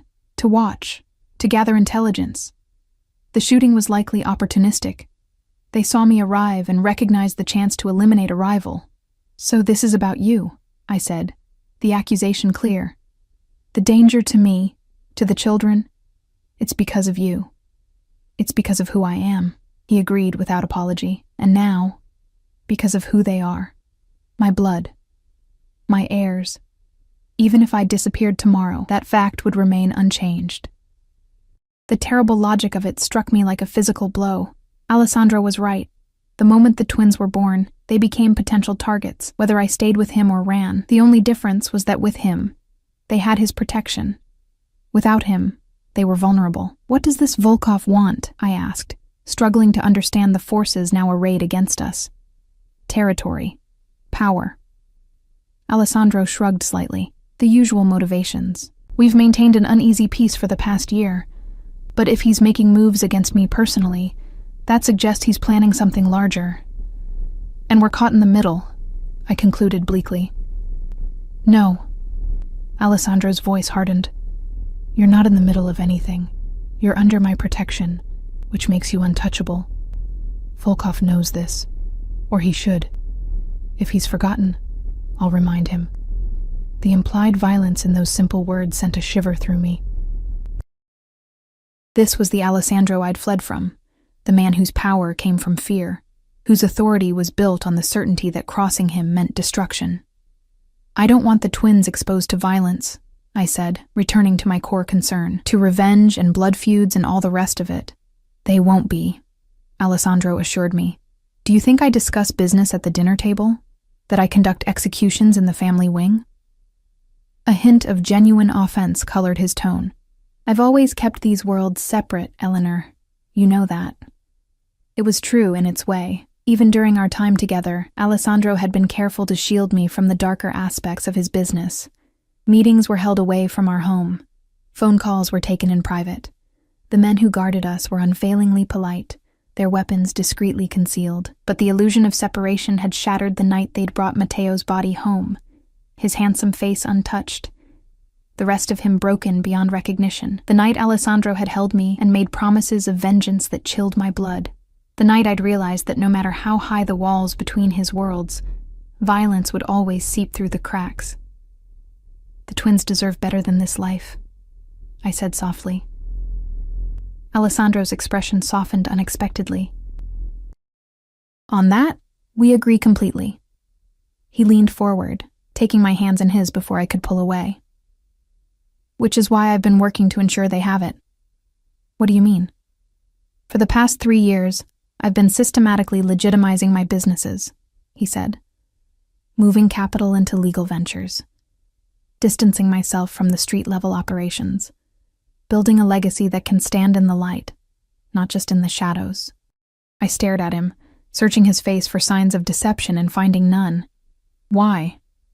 You never cared about legitimacy before. Because of Matteo, he said simply. Because his death showed me that our father's path leads only to more bloodshed, more loss. I want something different for the next generation of Venucci's. The admission was so unexpected, so at odds with the Alessandro I'd fled from, that for a moment I couldn't respond. You don't believe me, he observed, reading my expression. I want to, I said honestly. But the Alessandro I knew was committed to the family business, to expansion, to power, to following in your father's footsteps. The Alessandro you knew lost his brother, he replied quietly, and then lost the woman he loved and the children he never knew he had. Those losses change a man's priorities. Our eyes met, and for the first time since our reunion, I saw vulnerability beneath his controlled exterior, a glimpse of the man I'd fallen in love with years ago, before grief and rage had hardened him. I need time, I said finally, to think, to adjust. Everything is happening so fast. Alessandro nodded, releasing my hands. Time you shall have. But remember, Eleanor, while we deliberate, forces are moving against us. Volkov won't wait for us to resolve our domestic arrangements. What will you do about him? I asked, already dreading the answer. What I must, he replied simply, to protect what's mine. The next days passed in a surreal blur of domesticity and danger. While Alessandro disappeared for hours into his study, conducting business, making calls, receiving reports from Marco and other men whose names I never learned, I slowly began to adapt to our new reality. The twins, with the resilience of children, embraced the change wholeheartedly. The mansion became their playground, its vast rooms and corridors filled with their laughter as they discovered new treasures daily. Maria doted on them shamelessly, slipping them sweets when she thought I wasn't looking, teaching Emma Italian lullabies, and showing Lucas how to play chess on an antique set that had belonged to Alessandro's grandfather. Mrs. Patel stayed for 3 days before requesting to return home, her presence having eased the twins' initial transition. Alessandro arranged for her departure with the same meticulous attention to detail that characterized everything he did. A generous compensation package, a security escort, and a promise of ongoing protection for her and her family. You're good with them, I observed one evening, finding Alessandro in the twins' room after their bath time, reading them a story from his own childhood. An Italian folktale about a clever fox that he translated effortlessly as he went. He glanced up, a rare, unguarded smile softening his features. They make it easy, he said simply. They're extraordinary children, Eleanor. You've done well. The compliment, so unexpected and sincere, caught me off guard. Thank you, I managed, though I think they came that way. Extraordinary from the start. Alessandro's hand moved to stroke Emma's damp curls as she nestled against his side, already half asleep. Perhaps. But nurture matters as much as nature. You gave them security, stability, love, despite the circumstances. We lapsed into silence as he finished the story, his deep voice gentle in a way few people ever heard. When both twins were finally asleep, we retreated to the sitting room that connected our bedrooms, neutral territory where we'd begun to have our nightly conversations. Any news? I asked, taking my usual chair by the window. The question had become a ritual, my way of asking about Volkov, without specifics that might lead to answers I wasn't prepared to hear. Alessandro poured himself a small measure of scotch from the decanter on the side table. Nothing concrete, he replied. But my sources indicate movement in his organization, preparations of some kind. I nodded, accepting this vague update as I had the others. In truth, I didn't want details. I didn't want to know what preparations might mean, or what Alessandro's countermeasures entailed. Plausible deniability, I told myself. A moral buffer between me and the violence that always lurked at the edges of his world. I spoke with Dr. Montgomery today, Alessandro said, changing the subject. She'll be here tomorrow to meet the twins. Her credentials are impeccable. Degrees from Harvard and Oxford, specializing in early childhood development. A doctor? I frowned. The twins aren't sick. Not that kind of doctor, he clarified. A child psychologist, to assess how they're adjusting to the changes, to help us navigate this transition in a way that minimizes any negative impact. The thoughtfulness of the gesture was so unexpected that for a moment I could only stare at him. You arranged for a child psychologist? Of course, he said, as if it were the most natural thing in the world. Their well-being is my primary concern. I may be new to fatherhood, but I'm not new to responsibility, Eleanor, I know that, I admitted. I just didn't expect this level of consideration. Something flickered in his eyes, hurt, perhaps, at my low expectations. I told you before, I want something different for them than what I had, than what I've been. I looked away, unable to hold his gaze. The Alessandro sitting across from me was increasingly difficult to reconcile with the man I'd fled from 5 years ago. This Alessandro arranged for child psychologists, read bedtime stories, made pancakes, and spoke of leaving behind the criminal world that had defined his family for generations. I've been thinking, I said carefully, about what happens next, about our arrangement. He set down his glass, giving me his full attention. And I'm willing to stay, I said, the decision I'd been wrestling with for days finally crystallizing into words, for the twins, for their safety. But I have conditions. If Alessandro was surprised by my capitulation, he didn't show it. He simply nodded, waiting for me to continue. First, I want them to have as normal a childhood as possible. School with other children, not just tutors. Friends, activities outside this estate. With appropriate security measures, he qualified. Discreet ones, I countered. I won't have them growing up surrounded by visible bodyguards, made to feel different or afraid. Agreed, he said after a moment's consideration. What else? I want legal guarantees, I continued, forcing myself to maintain eye contact. Joint custody, formally documented. If anything happens to you, nothing will happen to me, he interjected, a hint of his old arrogance surfacing. If it does, I pressed, I need to know the twins won't be drawn into succession battles or power struggles within your organization, that they'll remain with me, protected but separate from that world. Alessandro was silent for a long moment, considering this. I'll have papers drawn up, he finally said. My lawyer will work with whoever you choose to represent your interests. Everything will be legally binding and witnessed. Relief washed through me. I'd expected more resistance to this condition. Is there more? He asked, his dark eyes unreadable in the room's dim light. I took a deep breath, steeling myself for the most difficult condition. I want a life of my own, I said. Not just as the twins' mother or whatever I am to you. I want to finish my degree, to work eventually when they're older, to have some independence. You wish to leave the estate? His voice was carefully neutral. No, I clarified. At least not while the threat from Volkov remains. But I won't be a prisoner here, no matter how gilded the cage. I need purpose beyond motherhood, Alessandro.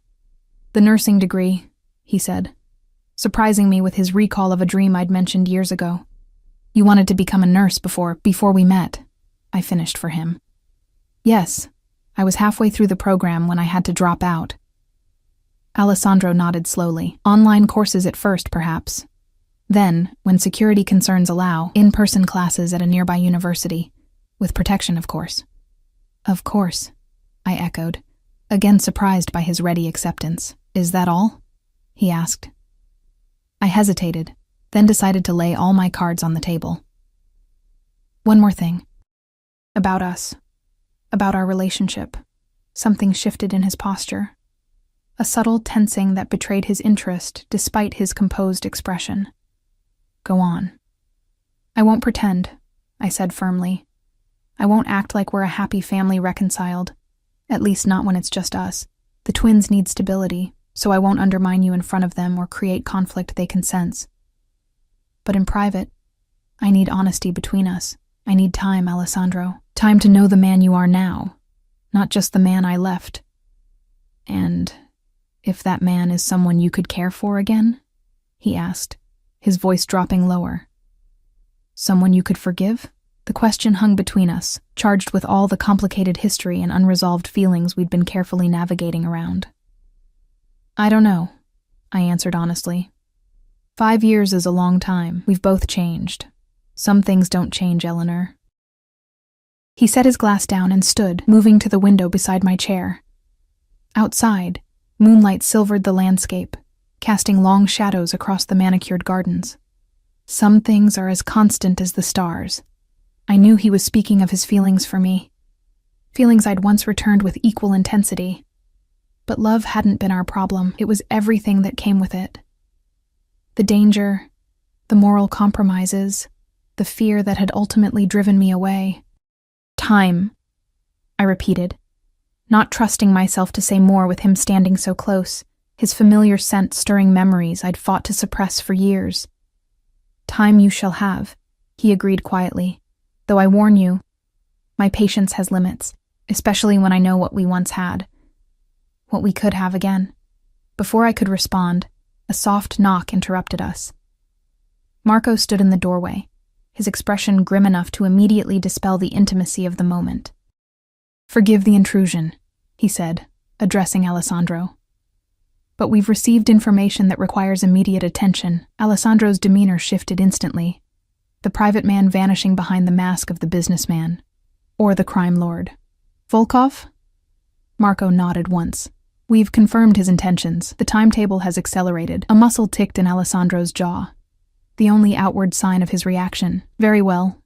Convene the lieutenants in my study. 10 minutes. Marco departed with a slight bow, leaving us alone again in a room that suddenly felt colder. "What's happening?" I asked, wrapping my arms around myself.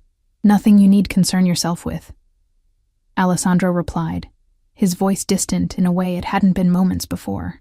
"Don't do that," I said, sharper than I'd intended. "Don't shut me out when it concerns the safety of my children." He looked at me for a long moment, then inclined his head slightly, acknowledging the rebuke. "We've received confirmation that Volkov is planning a coordinated move against several of my business interests, simultaneously targeting multiple locations to stretch our defenses."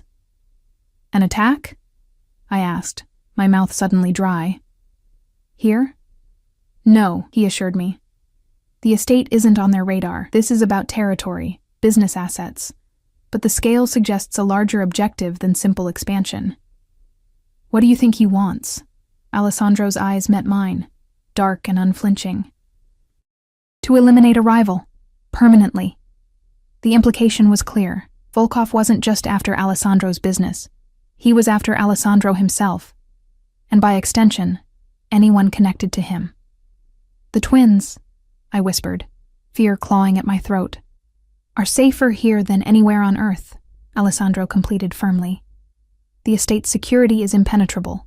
No one approaches without being detected miles away." "But you'll be leaving," I guessed, reading between the lines of Marco's summons. "To deal with this threat, briefly," he confirmed.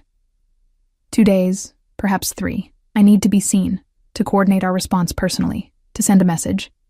I didn't ask what kind of message. I didn't want to know. "When?" I asked instead. "Tomorrow morning, early." I nodded, absorbing this.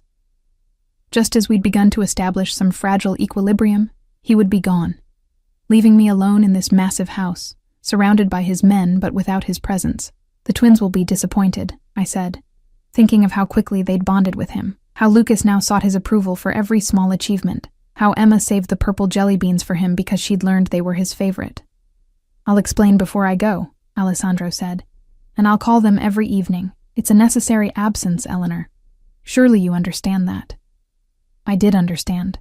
That was the problem.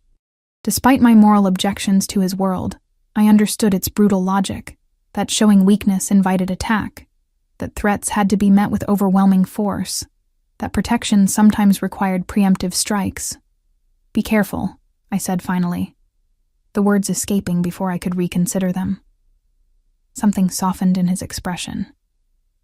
"I always am," he replied. Then, after a slight hesitation, "Will you wait up for me?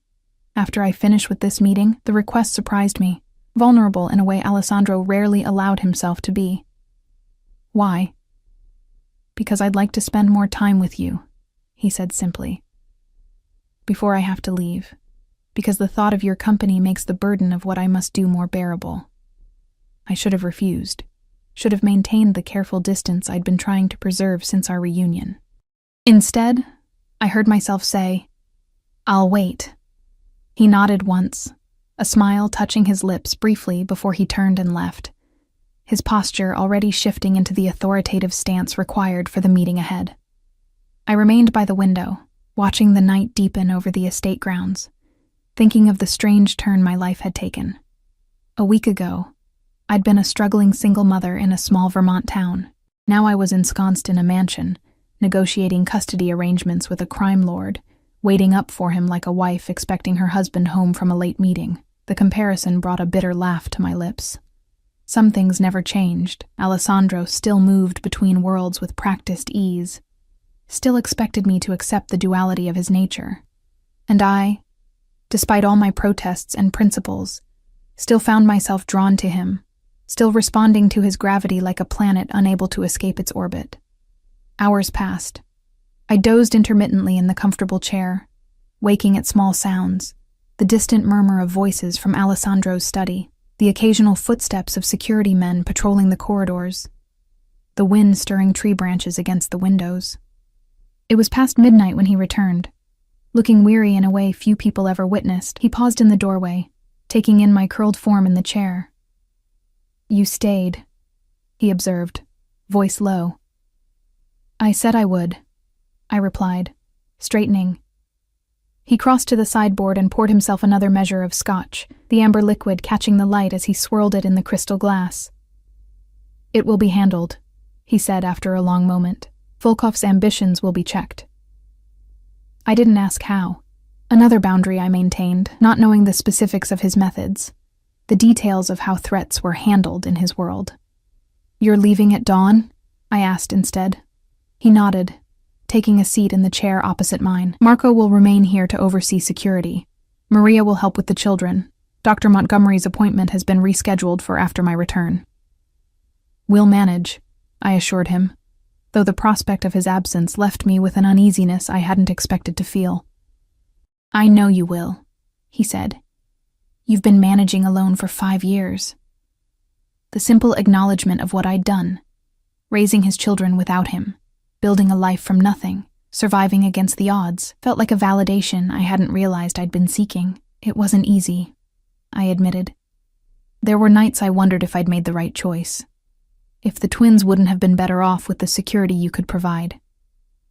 "And now?" he asked, watching me intently. "Do you still wonder?" I considered the question seriously. I think there was no perfect choice, only impossible ones. I did what I thought was right at the time, with the information I had.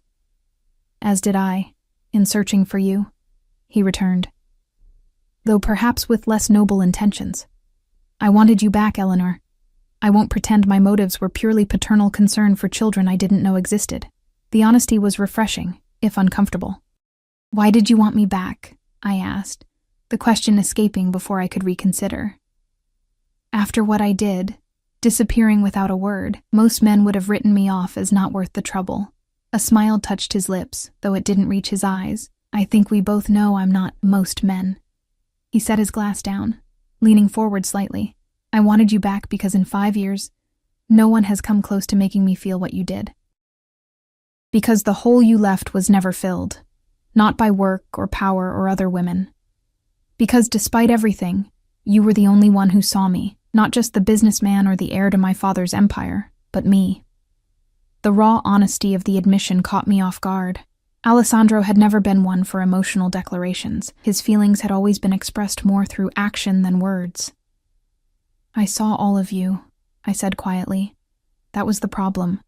I saw the man I loved, but I also saw the man who could order deaths over breakfast, the man who built an empire on threats and fear. And now?" he asked, his dark eyes searching mine. "What do you see now?" I studied him in the dim light, the face I'd once known better than my own, now subtly changed by time and experience. The silver at his temples, the new lines etching his forehead, the weariness behind his eyes that he tried to conceal. "I see a man trying to change," I said finally. "I'm just not sure if it's too late. If some paths, once taken, can ever truly be left behind." He was silent for a long moment. "For myself, perhaps it is too late," he admitted. "Too much blood under the bridge, too many enemies, too many promises and threats that must be honored. But for the twins, for their future, it's not too late. That's what matters now." "And for us?" The question slipped out unbidden. "Is it too late for whatever we might have been?" Alessandro's gaze sharpened, a flicker of the old intensity returning. "That depends entirely on you." he said. My feelings haven't changed, Eleanor. They've only deepened with time and separation. With the knowledge of what you've given me, our children. I looked away, unable to maintain eye contact under the weight of his regard. I need time, I repeated. To know who you are now, who I am now. Then time you shall have, he said again. But know this, I intend to win you back, not by force or manipulation, but by showing you the man I'm trying to become. The father I want to be for our children, the partner I could be for you, if given the chance. The declaration hung between us, both promise and challenge. Part of me, the practical, cautious part that had kept the twins safe for 5 years, warned against believing him, against trusting that a man so deeply embedded in a world of violence could truly change. But another part, the part that remembered how it felt to be loved by him, to be the center of his formidable focus, whispered that perhaps, for his children, he might achieve the impossible. I should get some sleep, I said finally, rising from my chair. And so should you, if you're leaving at dawn. Alessandro stood as well, close enough that I could feel the heat radiating from his body. Eleanor, he said softly, reaching out to brush a strand of hair from my face. The simple contact sent electricity coursing through me, a visceral reminder of what had always been between us. Thank you for staying, for giving me this chance with the twins. With you. I haven't given you anything yet, I reminded him, stepping back slightly. Just time. Possibility. Sometimes possibility is enough, he replied. Good night, Eleanor. I'll see you before I leave in the morning. I nodded, retreating to my room before I could do something foolish. Like lean into his touch, like tell him I'd missed him too, like admit that in my darkest moments over the past 5 years, I'd sometimes wished for his strength beside me. Sleep came fitfully that night, my dreams a confused jumble of past and present. Alessandro as I'd first known him. Alessandro reading to our children. Alessandro surrounded by men with guns. Alessandro lying in a pool of blood while Volkov stood over him. I woke before dawn, heart racing, the last image still vivid behind my eyelids. I slipped from my bed and moved to check on the twins, finding them sleeping peacefully, untroubled by the adult concerns that kept me awake. Lucas had kicked off his blankets as usual. I tucked them back around him, brushing a kiss against his forehead. Emma clutched her elephant. Dark lashes fanned against her cheeks in slumber. A sound at the door made me turn. Alessandro stood watching us, already dressed for travel in a tailored suit that emphasized his broad shoulders. He'd always been handsome, but something about seeing him there, in the doorway of our children's room, struck me with particular force. I was coming to say goodbye, he said softly, entering the room to stand beside me. I didn't expect you to be awake yet. Bad dreams, I admitted. Couldn't sleep. He nodded, understanding without needing elaboration. I won't wake them, he decided, looking at the peaceful faces of our children. Better they remember me from last night's bedtime stories than a hurried goodbye. I'll tell them you had important business, I promised, that you'll call tonight. Thank you. His gaze moved from the twins to me, taking in my sleep-rumpled appearance with a softness I remembered from our past. Take care of them. And yourself. I will. I hesitated, then added, Come back safely, Alessandro. They need you now. They've just found you. Something flickered in his eyes, surprise, perhaps, at my implicit acknowledgement that his presence in their lives mattered. I'll return as soon as it's done, he promised. 3 days at most. He reached out, his hand cupping my cheek briefly before he leaned in to press a kiss to my forehead. Chaste but lingering, filled with unspoken meaning. Then he was gone, moving silently from the room with the predator's grace that had always been uniquely his. I remained with the twins until the sound of vehicles in the driveway drew me to the window. Alessandro emerged from the house below, flanked by Marco and several other men, their postures alert and professional. He paused for a moment, looking up at the house, at our window, though he couldn't have seen me behind the curtains, before sliding into the waiting car. As the convoy pulled away, disappearing down the winding driveway toward the main road, I felt a curious mixture of relief and apprehension. For the first time since our reunion, I was free of Alessandro's immediate presence, free to think clearly, without the magnetic pull he'd always exerted on me. Yet I found myself already counting the hours until his return, already rehearsing how I would explain his absence to the twins when they woke. Already wondering if the man who returned would be the Alessandro who read bedtime stories and arranged for child psychologists, or the Alessandro who handled rivals and enemies with the ruthless efficiency that had built his empire. The days without him passed both quickly and slowly.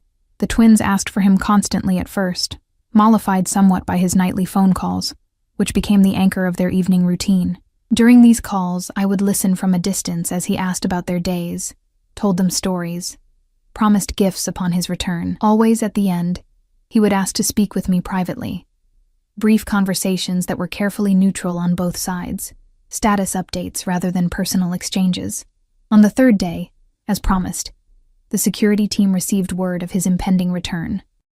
The twins were ecstatic, rushing around the house to create welcome home drawings under Maria's indulgent supervision. I found myself checking my appearance in mirrors, changing outfits twice before settling on a simple blue dress I'd found in the closet. Coincidentally, or perhaps not, the exact shade Alessandro had once said brought out my eyes. Evening fell with no sign of him. The twins grew restless, then disappointed, finally falling asleep clutching the drawings they'd made. I tucked them in with promises that he would be there when they woke, hoping I wasn't lying. It was past midnight when I heard cars on the driveway, the low murmur of voices in the entrance hall below. I'd been waiting in the sitting room, pretending to read a book while anxiety gnawed at me. Had something gone wrong? Was he injured? Arrested? Worse? Relief washed through me when I heard his familiar tread on the stairs, measured and confident. But when he appeared in the doorway, I knew immediately that something had changed. There was a coldness in his eyes I hadn't seen since our reunion, a distance that spoke of walls rebuilt. "You're back," I said, unnecessarily, setting aside my book. The twins waited up as long as they could. "I'll see them in the morning," he replied, his voice flat. There were complications.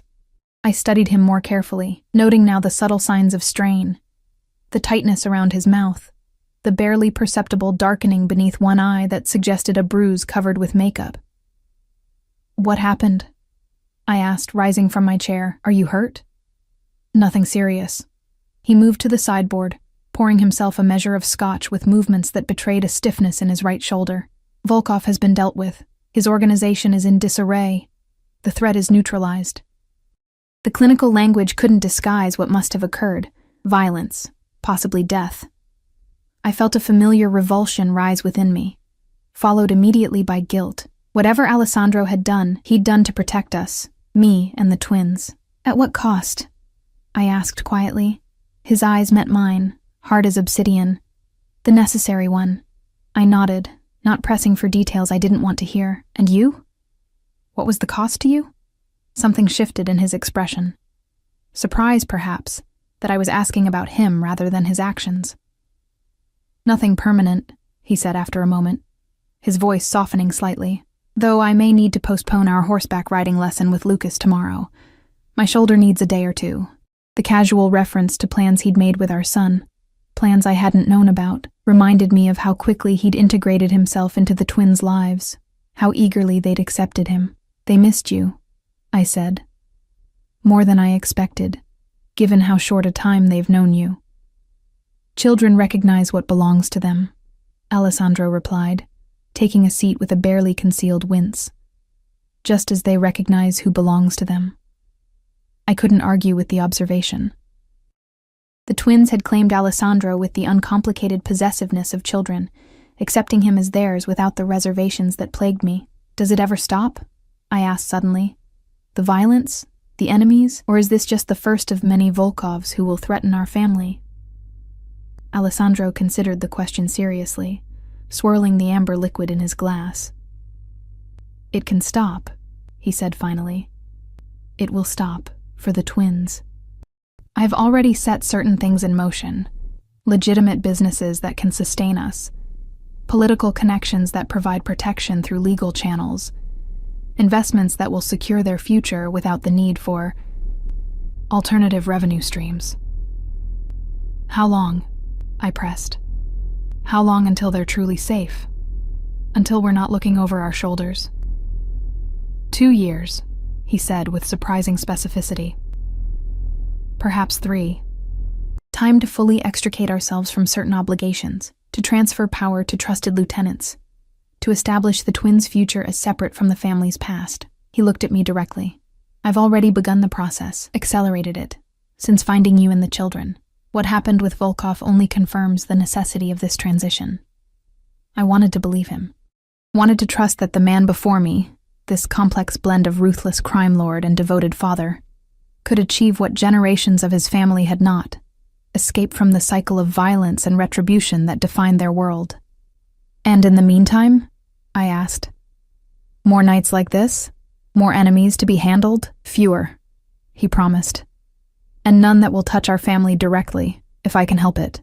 He set down his glass, leaning forward despite what must have been considerable pain in his shoulder. Eleanor, I know what you want for them. What you've always wanted. A normal life. Safety. Innocence preserved as long as possible. I want that too. Do you? I challenged. Or do you want them to follow in your footsteps? To inherit not just your wealth, but your empire? No, he said with unexpected vehemence. Never that. I want them to have choices I never had. I want Lucas to become whatever he dreams of. Doctor, artist, businessman. I want Emma to have every opportunity, every door open to her. I want them free of the legacy that's defined my life since birth. The raw emotion in his voice, the uncharacteristic openness of the declaration, made my chest ache. This was the Alessandro I'd glimpsed occasionally during our time together. The man behind the mask. The one who carried dreams and wounds he rarely revealed to anyone. I believe you, I said softly. God help me. I believe you want that for them. Relief flashed across his features, quickly masked.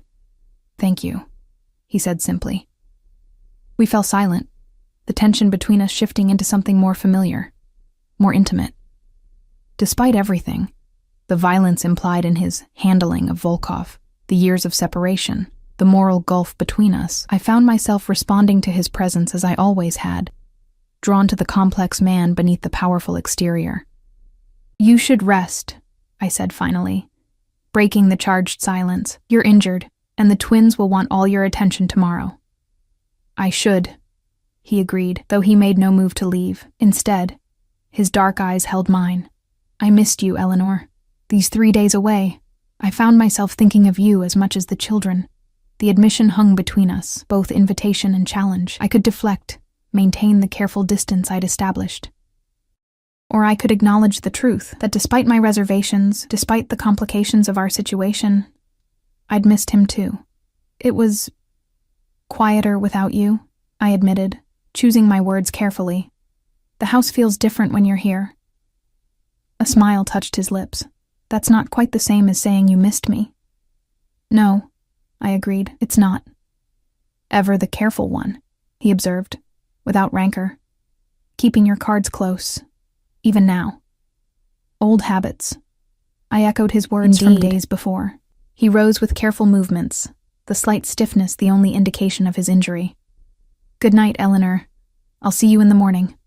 As he moved toward the door, something impulsive overtook me. A need to bridge the distance, to acknowledge what remained between us despite everything.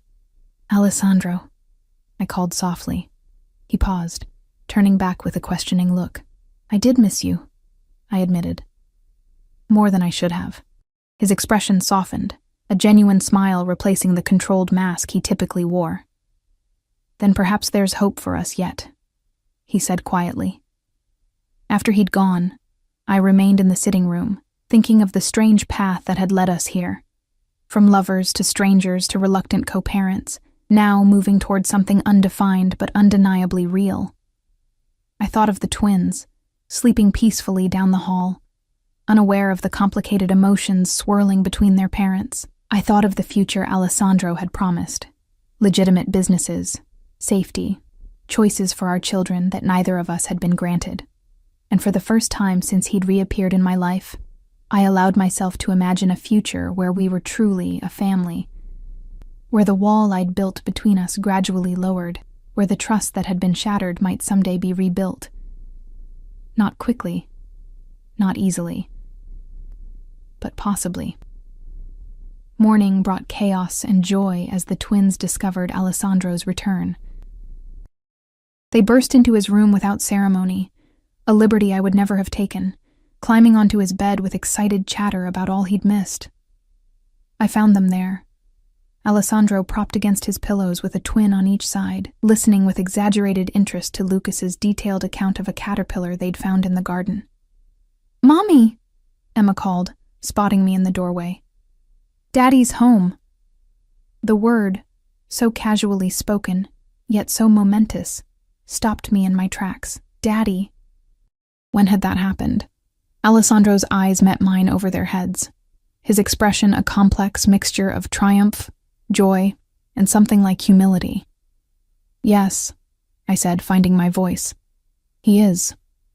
In that moment, watching my children with their father, I knew that whatever path lay ahead, however complicated, however fraught with old wounds and new challenges, we would walk it together. Not for my sake, or for Alessandro's, but for these two small people who deserved all the love and protection both their parents could provide. The future I'd feared for so long, one where Alessandro Vannucci was part of our lives, had become a reality, but it wasn't the nightmare I'd imagined during those 5 years on the run. It was something else entirely.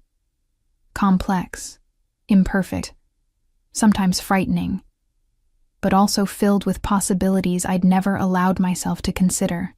As Alessandro met my gaze over our children's heads, I saw in his eyes the same realization, that the family we'd created, against all odds and despite our best efforts to the contrary, might just be worth fighting for, worth changing for. And for the first time in 5 years, I let myself believe in the possibility of happiness.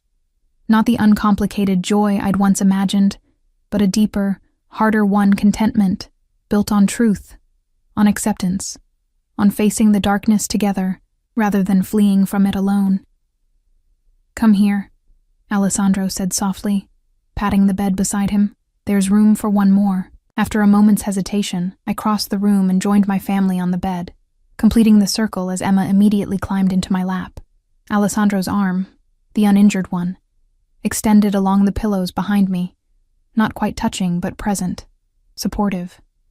As the twins chattered and laughed, their joy filling the room like sunshine, I felt Alessandro's fingers tentatively brush against my shoulder. A question, not a demand. After a moment's consideration, I leaned back slightly, accepting the contact, the connection. His smile, when it came, was worth the risk. Not the calculated charm he showed the world, but something real and rare, the smile of a man who had fought and bled and sinned, but who had finally found his way home. And despite everything, I smiled back.